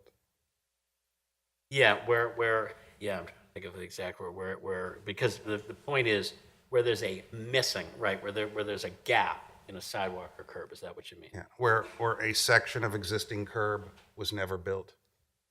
Well, boy, I don't want to get into a war of words at the end. Can an existing. Two lawyers, here we go. Yes. Can an existing, a piece of curb never be built? I would say yes, if it's in a section, there could be a missing piece that was never built. I mean, Right, it's pretty so- rare, but it could happen. Right, so so you might have a property that has a fairly expansive street frontage, and you're saying that if there's a gap in that just wasn't completed, that violates this. Yeah. But if somebody never had curb on the side of the street that faces Beechwood Drive, and they had curb at the outset on the side that faces Beechwood Road, that comes to the head there, their obligations are just to Beechwood Road. They don't have to put a curb in on Beechwood Drive. Correct. Can I ask Mr. Celia? Mr. Celia, would you just explain to them about a blacktop curb? Yes, if you have presently blacktop curb, you can replace it with blacktop curb alike. That's, I'll let Mr. Celia, you just said you would replace blacktop with blacktop. With blacktop, Yeah. yes. Commissioner Single, would you accept your I'll accept that amendment? And Commissioner Wexler, would you accept that? Accept his own. That change? Any other discussion or? Joe, if someone has to replace the curb, is it to 4 inches or 3 inches now? If you're replacing the whole frontage, it's 6 inches. If you're replacing a section, it's 4 inches. And if we think that 3 inches is enough for stormwater management, why are we making it 4? Well, the standard is 4 inches, so we wouldn't want to go below the standard of the curb. So we're saying you can blend 3 to 4 without much. So the standard notice. is sort of a national Yeah, national standard 4 inches is a minimum. Mr. President, just also, because Yeah. we didn't have the audio last week, I think it's hard to sort of drum up the same energy to repeat the discussion. Thank God. I think you're right. But I Especially on the curbs. I did express significant concerns that this ordinance was revised, I believe, 5 years ago, before you and I were on the board, but and now we're changing it again. And I think with something like this, it's beneficial to the township to make a decision and stick with it. You know, there is a certain. I would concur. This is not something, what we're doing tonight is not going to solve the people that are upset that they have to replace their curbs when they sell their house, because there's still going to be a large number of people who have to replace their curbs when they sell their house. This is reducing possibly the number by lowering the height requirement from 4 to 3 to replace. But that's, you know, if you bought your house in 1982, I don't want there to be any illusion, you're going to have to replace your curb if and when you sell your house.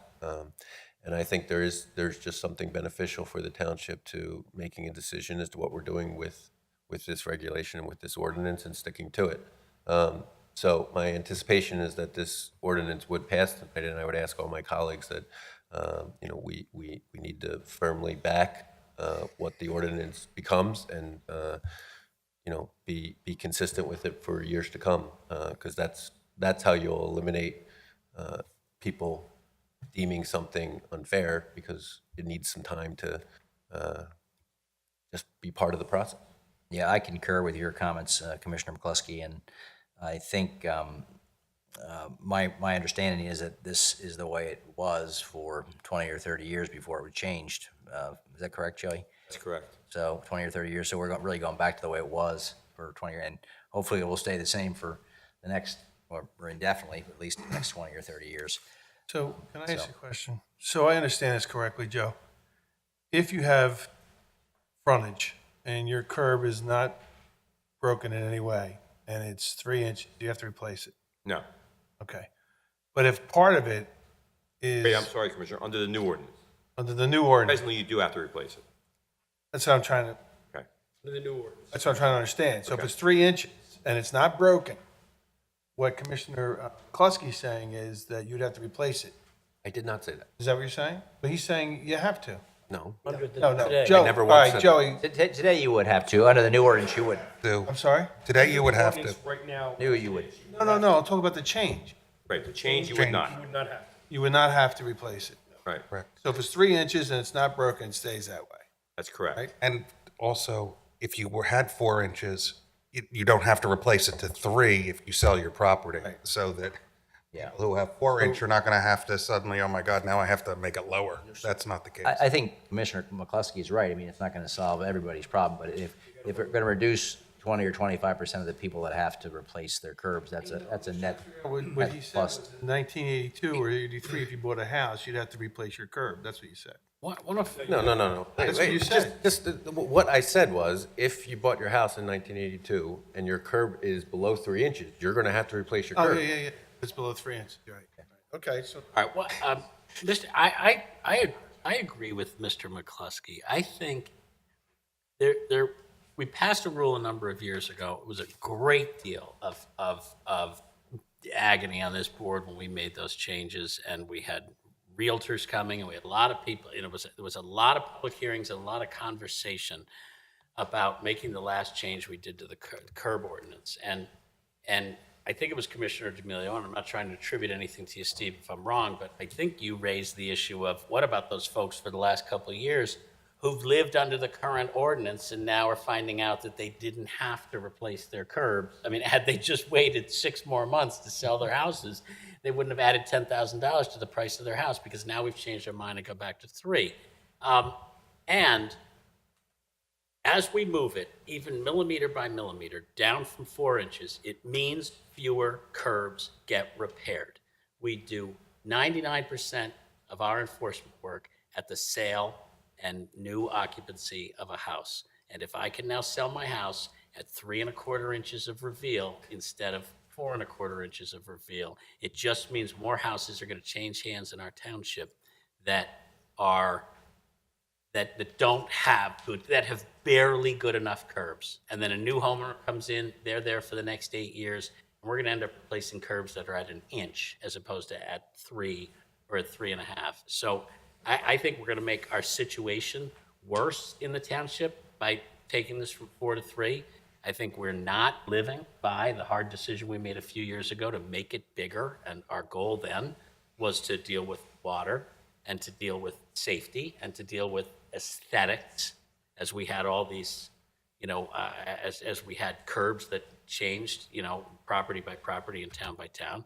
And as I said last week, and I won't go through the math again, I think it belongs in the township. I think our economies of scale are such that we could do it much cheaper than individual homeowners can, and we could undertake that project and take the political and just do what's necessary to do something, like I said earlier, that is of general application, rather than once again putting this into the hands of folks who go out and inspect and have to make the close calls.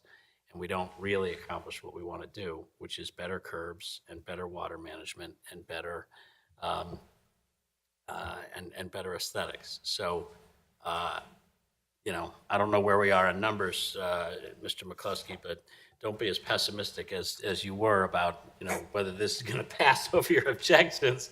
It doesn't have my vote either. Okay, any other discussions or comments? No, other than I agreed with Larry that if we could do it cheaper and save the homeowners money and do it right, we should. You remember that, Larry, last meeting? I do. Thank you. That's why the video recording broke. I have tested this recording stuff a lot harder than last week, all right? I just meant that Steve agreed with you. Yeah, all of that. Okay, so we have the ordinance before us, and it's been amended, and the person who moved it and seconded it approved both amendments. And if there's no further discussion, we'll Call the roll. Any other discussion? Please call the roll.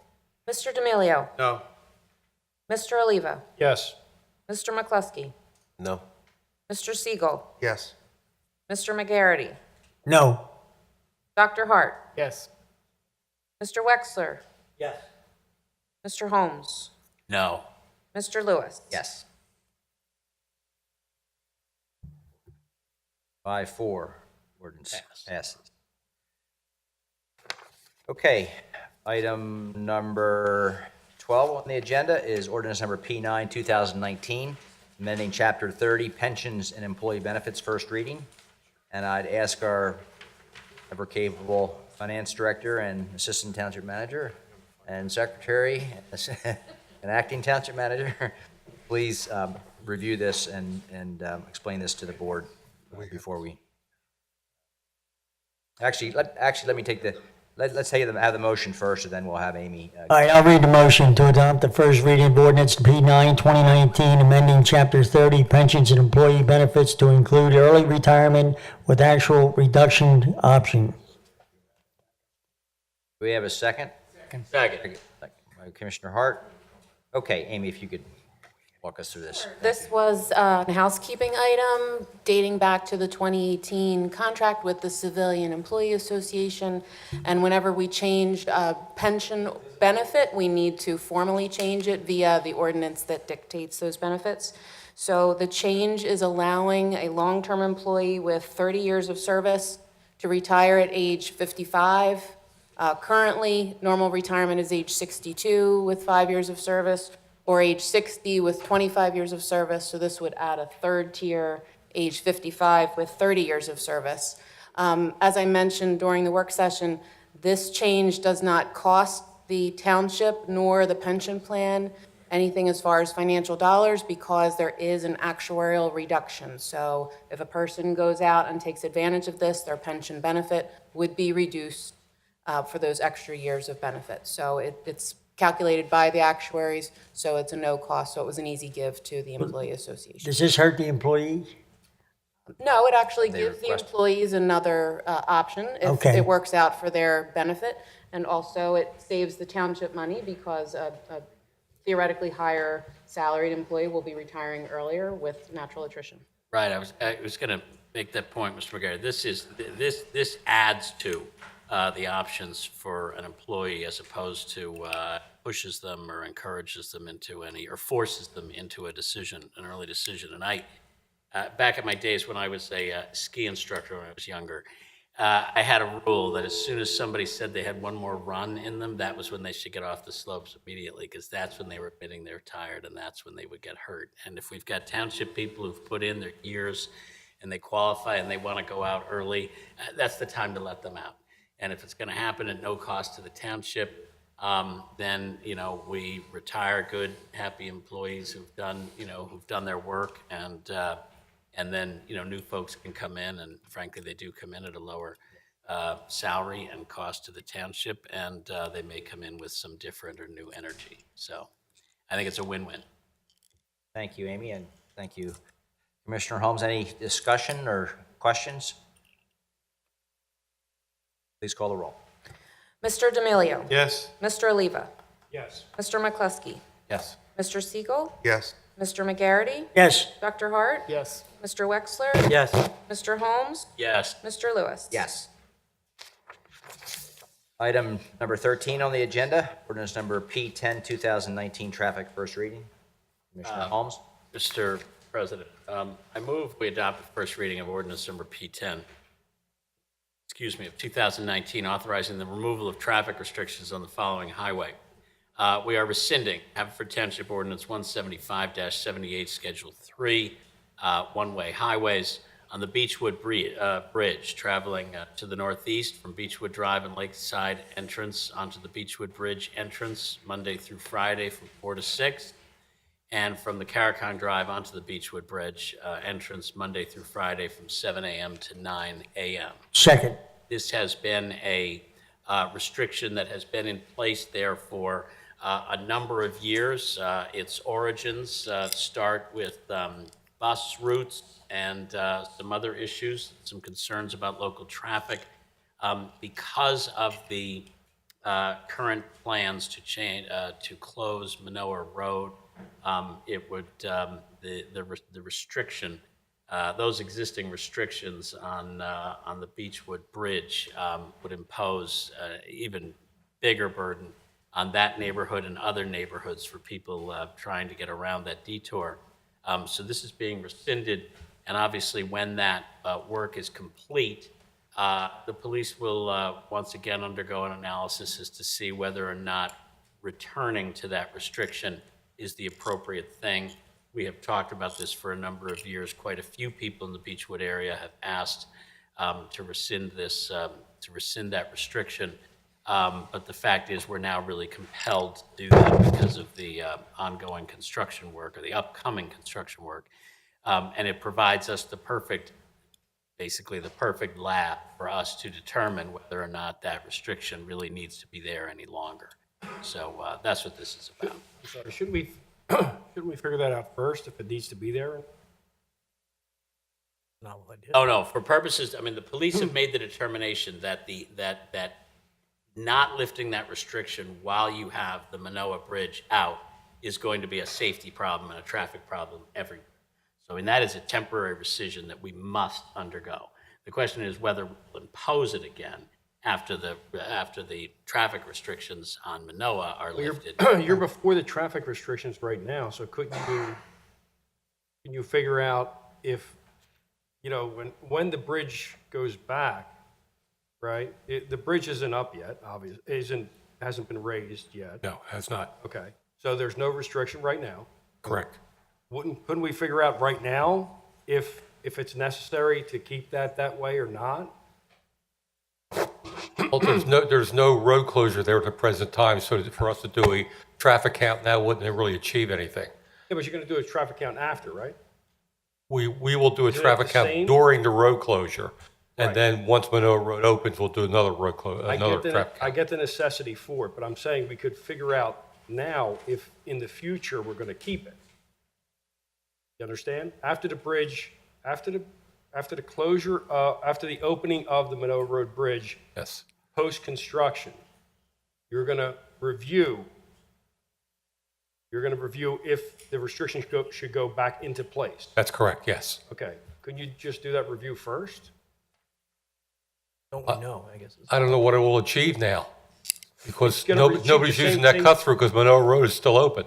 Yeah, I understand. Yeah, actually, yeah, no, if I could, I think this might answer the issue. This rescission now, we don't have temporary rescissions. This is rescinding the ordinance now. The determination will be made after the road reopens as to whether or not a restriction should be placed again on that bridge. But what I'm saying is, you can make the determination now if it should remain in the future. That's what I'm saying. Because the amount of traffic that's coming through there, post and at pre and post is the same. Correct? The traffic is not going to increase after the construction is done. The same amount of traffic is going to travel through there before and after. It's the problem is when construction is happening, that is rescinded. Right. I'm and saying, if- why don't we and make if the the traffic- determination well, now? Well, because, Can I consider finish, this. please? Well, no, but because first of all, finish? we're not, Can well, I finish? no, actually, you Yeah, can't. yeah. You I'm going to can't, finish. Thanks. because I'm a commissioner, I can speak. Let Commissioner Elliott John, finish. Yes, sir. Ladies and gentlemen, this is round two. Can't Round we two. make that determination now and say, look, we want to rescind it and just keep it rescinded? It just seems like we're going to. We usually have discussions with a commissioner for wherever ward it is before we Okay. make a decision afterwards. Because the commissioner and the police department get the complaints, so after the road reopens, we'll see how things go. If we feel that the complaints are up and the traffic is beyond reasonable, I think then we'll have a meaningful discussion of what we should do after that. And all I was trying to say, Commissioner Leva, is that there's no significance today to making a decision to rescind this ordinance or to rescind this ordinance. We're rescinding the ordinance, and we're not rescinding it temporarily. We're rescinding it because we have a temporary problem. If the heightened traffic in Beechwood, after we lift these restrictions, as a consequence, of the construction doesn't cause any problems at all, we don't even have to undergo an analysis afterwards as to whether or not it's a problem, because even at the heightened thing, it wasn't a problem. And the need for the restriction, which again is 30 years old and had to do with bus routes back then, Correct. may not be necessary. I understand But all what you're we're doing saying. is What I'm rescinding saying is tonight. that the amount of traffic in that neighborhood is not going to increase or decrease over that bridge. The only time it's going to increase is when the construction is happening. So I'm saying, why don't we do it now and just rescind the ordinance? Well, we're, Not temporarily, but again, that's what I'm trying to make the point. We're not temporarily rescinding the ordinance. The ordinance is being rescinded. We don't have a means to temporarily rescind ordinances. The police don't. I understand. Yeah, the police don't say, well, we're not going to enforce this for a couple of months. It comes down and we evaluate and pass a law whether we're going to do it again. And I would tell you this, Unlike it the isn't stop true that it won't be any different before and after, because anytime people start to take a different route anywhere for any reason, they start to, that starts to become the way they do things. And then they realize, oh, this is a better way to do it. So you're going to permanently alter traffic by having this detour on Manoa. I don't because think it's so, just but- what people do. Well, I mean, it is so much easier to use the Manoa Road Bridge than to go over Carico. well, unless you live where I live, and unless you know what I mean. There's a lot of people. But who you're don't already, go u- through that you're already restriction. using it now. If it's easier for you now, you're using it now. Well, I'm not violating the restriction that's on that bridge. Correct. But if I'm saying there's a be necessity easier to for me if rescind it it, wasn't if I'm there. saying if there's a necessity to rescind this ordinance, let's look at it now and rescind the ordinance instead of doing it twice, instead of doing it post. Is this like penance for all the times I've interrupted other guys' parking ordinances? it Is that is. what this is about? All right. coming right back at you. I take it. 3 Hail Marys, and an Our Father, and we're good. Could I ask And, a separate question here? Is there a concern that we're going to be putting too much traffic through a residential neighborhood? I mean, too many people are going to be using this cut through. I don't think so. Whenever we have a major detour, such as Manoa Road or College Avenue or any one of those, traffic, usually people find their way and it settles down within a week or 10 days. They find alternate routes besides the back streets. A lot of people don't even know that exists back there. The average commuter who uses Manoa Road doesn't even know how to manipulate those back streets because it's not a direct access. There's a lot of turns you'd have to make and figure out. Yep, it's going to be an increase in traffic. Yes, we understand that, and we will increase patrols back there during the rush hour. So we'll, like we do at any other time, there's a road closure. We'll stay on top of it, and once things settle down, I think that everyone will be satisfied with where the end result is. Okay, any other debate or questions? I'll keep my mouth shut. Okay. Let's have a roll call. Mr. D'Amelio. Yes. Mr. Oliva. Yes. Mr. McCluskey. Yes. Mr. Siegel. Yes. Mr. McGarry. Yes. Dr. Hart. Yes. Mr. Wexler. Yes. Mr. Holmes. Yes. And Mr. Lewis. Yes. After all that, 9-0. That would have been funny if you said no. I almost did. Okay, item number 14, contract awards 2019 road. 2019 road program. A motion to award 2019 road program to Joseph E. Suker and Sons, Eddystone, PA, in the amount of $994,519.50, submitting the lowest possible bid, responsible bid. I was before that, I'm forward, isn't it? Second. Seconded by Dr. Hart. Have we used this contractor before? Yes. There was a problem before. I talked to Mr. Catania about it. Everything straightened out. There was a family issue, and now it's all separated and everything's fine. And Suker is okay. They've done good work. I know Doc had problems before, but we discussed it with Catania.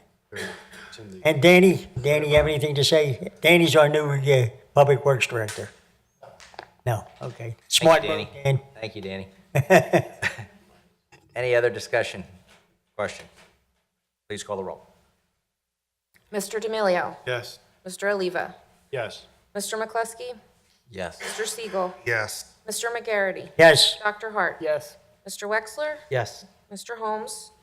Yes. Mr. Lewis. Yes. Motion to award the remaining remaining roads for the 2019 road program to Joseph E. Suker and Sons, Eddystone, PA, in the amount of $726,933, submitting the lowest responsible bid. Second? Second by Commissioner Oliva. Any discussion or questions?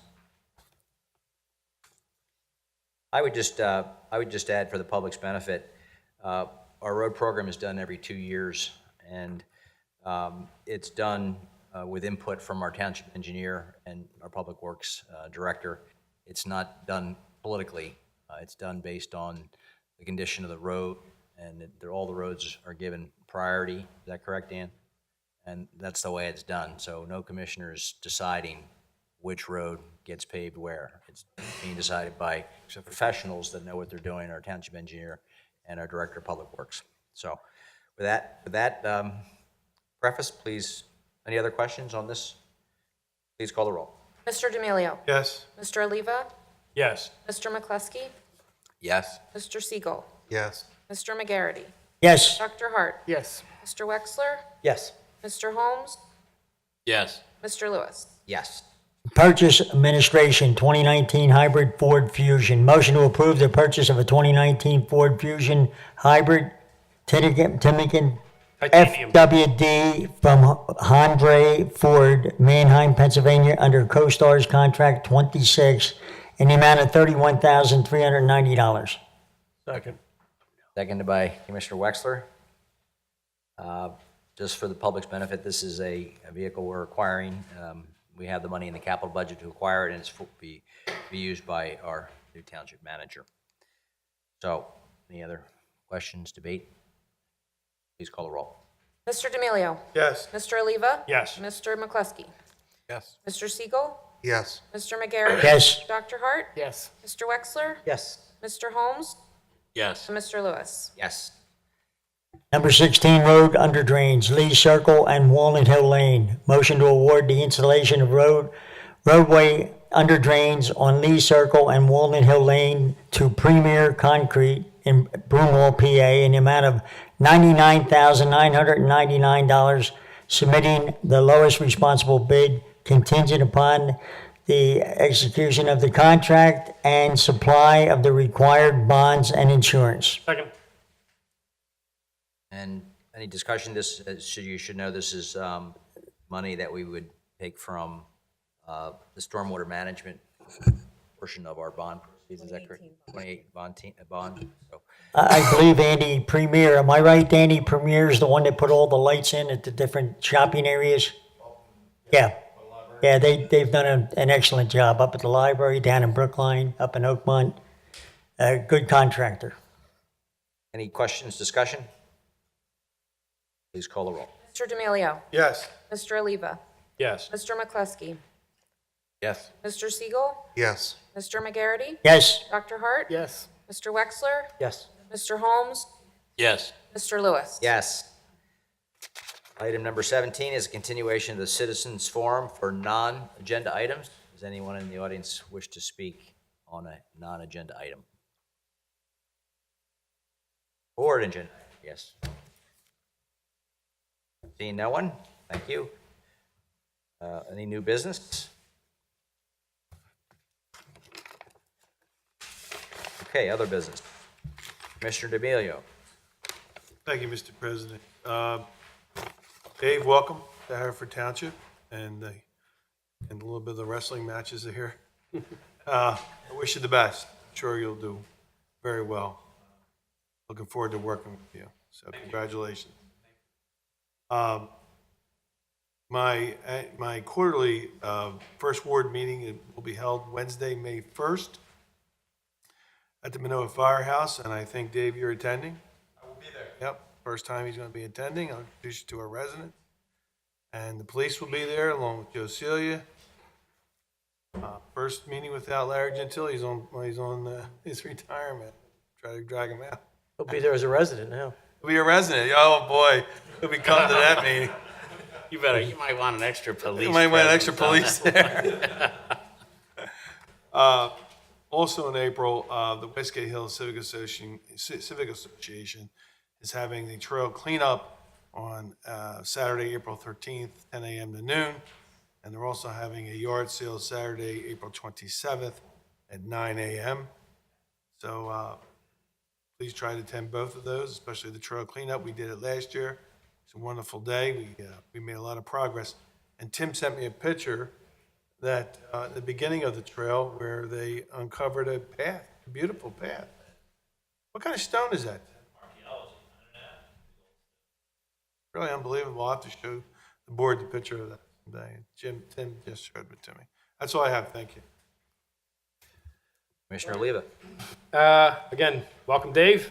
It's going to be a pleasure to work with you. I'm sure you'll do fantastic here. I'd like to welcome everybody in Lanark to the Spring Easter Egg Hunt. It will be held Saturday, April 14th at 9:30 a.m., rain or shine. If it's sunny out, then it will be at Lanark Park, which is behind the old Stratford Friends School or the old Lanark School on Moen and Darby Roads. The rain location is the Lanark Presbyterian Community Church, which is at Lansdowne and Park Roads. So if you're, bring the kids. I will be there to discuss about the park. If you want to come out, I will be there. We can discuss what's going on in the park. So I have nothing further. Commissioner McCluskey, thank you. This Wednesday night at 7 o'clock is the long promised, much delayed PennDOT meeting regarding the Ardmore Avenue Bridge construction project. So I welcome everyone to attend. I'll be hosting it along with Commissioner Siegel and Commissioner Lewis. I believe we've been talking about this potential meeting for over a year now, so I hope we can live up to the hype. But we will have PennDOT representatives here to discuss all the detours and anticipated length of the project and any questions any residents have. Police officials will also be present to discuss detours and enforcement regarding concerns of cut-through traffic. So I welcome all residents who are interested to attend. We will videotape it, and it will be televised on the cable channel and be available on YouTube.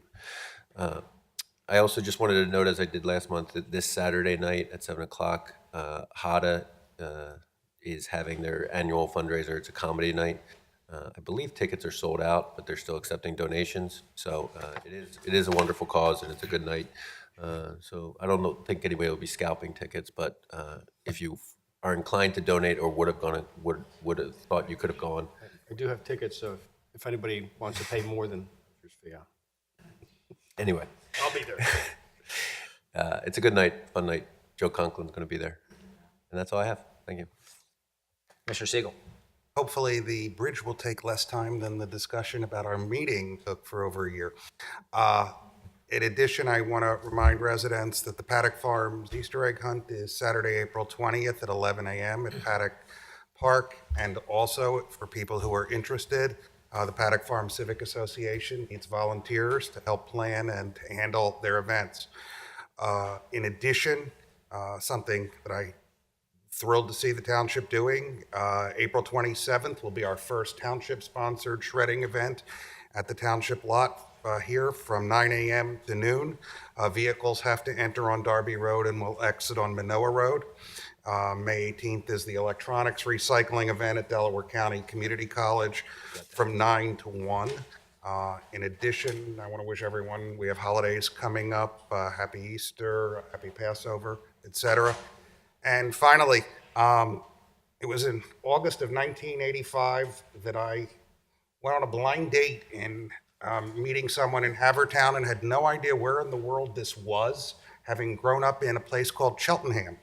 And then it'll be 33 years ago this week that I actually moved into what was my first of 3 homes in the township, and it has been my home ever since. I hope that our new township manager, who also grew up in Cheltenham, will find this as wonderful a place to work, as I do, and maybe eventually to live. But I wish you the best. I welcome you, and I'm glad, I think you're going to do a great job for us. Thank you. Commissioner C. McGarity. Yeah, Danny, I just want you to know 54 years ago, well, no, this is another thing, but Mr. Hart and Mr. McCluskey and myself were back here for Brookline baseball, all the little boys and girls back there that are playing ball, but it reminded me of 54 years ago, Franny, my wife, went to over in the big field, and the girls all used to sit there and watch us play ball. That's when I was younger. Of course, you guys still think I play ball, which I do. But anyway, that was 54 years ago. How lucky I was, right here at the Veterans Field that I had married Fran. But number two, the gentlemen that were here speaking for the Grange, Chad Brooks and oh, geez. Anyway, they were speaking on the Grange. They are volunteers, and they put in all their time. And please, if you want to see something very interesting, the Grange Estate, if you want to get involved, please come down to the Grange, get involved. Tim Weisman was the other fella. Get involved. It's really a wonderful place, and they do a lot of wonderful things. They just had an attic sale, biggest sale they've had in years, Saturday and Sunday. And also, to wrap it up, the Kevin Kane Foundation wants to thank everybody. I believe this was the best year ever, and it was wonderful. The cooperation of the township and Danny and Doc, they do a great job getting everything over to us, and we can close the roads off and fill up those cans. This year, the cans were filled more than anything, more than we've ever had them, so there was a lot of people there. And we really appreciate your support with the Grange Estate, with Brookline Athletic Association, and Tommy Thornton runs that with Westgate and Brookline, and of course, all the different things with the different organizations in the township. So please get involved and help out. Thank you. Commissioner Hart? Yes, we got a 1-week reprieve on the Manoa Road Bridge closure. It's now going to be closing on next Monday, April 15th. Luckily, in the interim, Karakung Drive has been repaved. It's really a tremendous improvement. Two events to talk about. 5th Annual Trent Stetler Lacrosse Play Day will be held this Saturday, April 13th at Haverford High. It runs from 8 a.m. to 9 p.m. There's all-day activities, including games from the Haverford Blaze, the high school boys and girls lacrosse teams. There's lacrosse clinics, fun zone, and food trucks. All the funds raised support the Trent Stetler Memorial Fund, which advances mental health awareness in Haverford Township. And also on April 17th is the Haverford Township Adult School fundraiser. Anyone who dines at the town tap that night and presents a coupon, 20% of your bill will be directed to the Haverford Township Adult School. And finally, Dave, I want to add my welcoming, and I'm looking forward to working with you. Mr. Wexler? Again, thank you. Dave, welcome. It's a pleasure. I think we made the great choice. I'd also like to thank the Hilltop Civic Association. Our Easter egg hunt was this past weekend. They had about 300 or 400 kids there. And this is the fun time to be living in our township. We've got, as Chad pointed out, all the events at the Grange. The library's got a ton of events in April and May lined up between jazz and all the book reading events. It's a great time. Music Fest is coming up. This is when the township really becomes alive to do that. So it's a fun time, and I look forward to this spring and the summer. And then also locally at Stump and Steel, a lot of people have been concerned. We're back in baseball season heavy, and our Public Works Department is gracefully going to paint a new crosswalk at Stump and Steel to the handicap cutout there, so to increase the safety along with the solar signs that we have there for the crosswalk. So just make it more visible for the kids, just as they did down at Vermont and Warrior as well. So thank you to Public Works for the hard work you do for us. It may go unnoticed a lot of times, but we certainly do appreciate it. So thank the guys down there. That's all I have, Mr. Lewis. Thank you. Vice President Holmes? Thank you, Mr. President. A couple things. Mr. Berman, welcome. We hope you enjoy your new car. Hope it makes up for everything else. I do want to let folks know that the South Ardmore Betterment Alliance will be hosting its Easter egg hunt this Saturday, 13th of April at 11 a.m. In the event of lousy weather, it will be moved to the 20th. And Merwood Civic Association, Merwood Park Association is also having its Easter egg hunt, also Saturday morning, the 13th, and that is at 10 a.m. And as Commissioner Wexler alluded to, the start of baseball season and spring sports, a lot of our parks now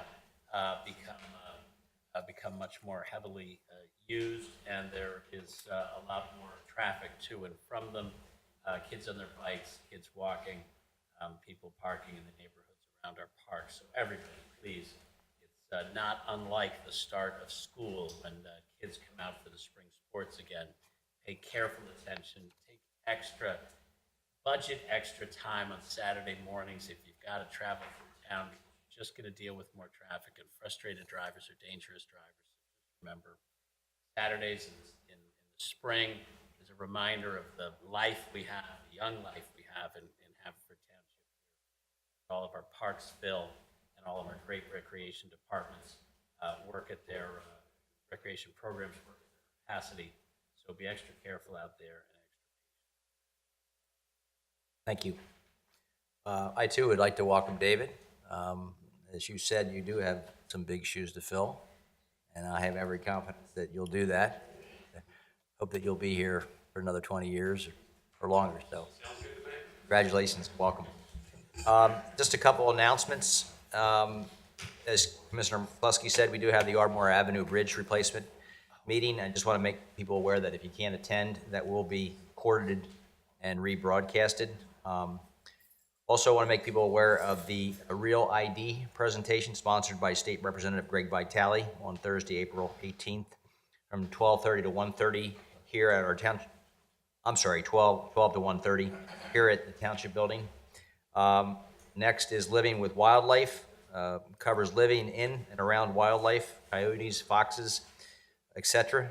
Presentation by the Pennsylvania Game Commission, sponsored by the Township. Be held on Wednesday, April 24th at 7 p.m. here at the Township Building.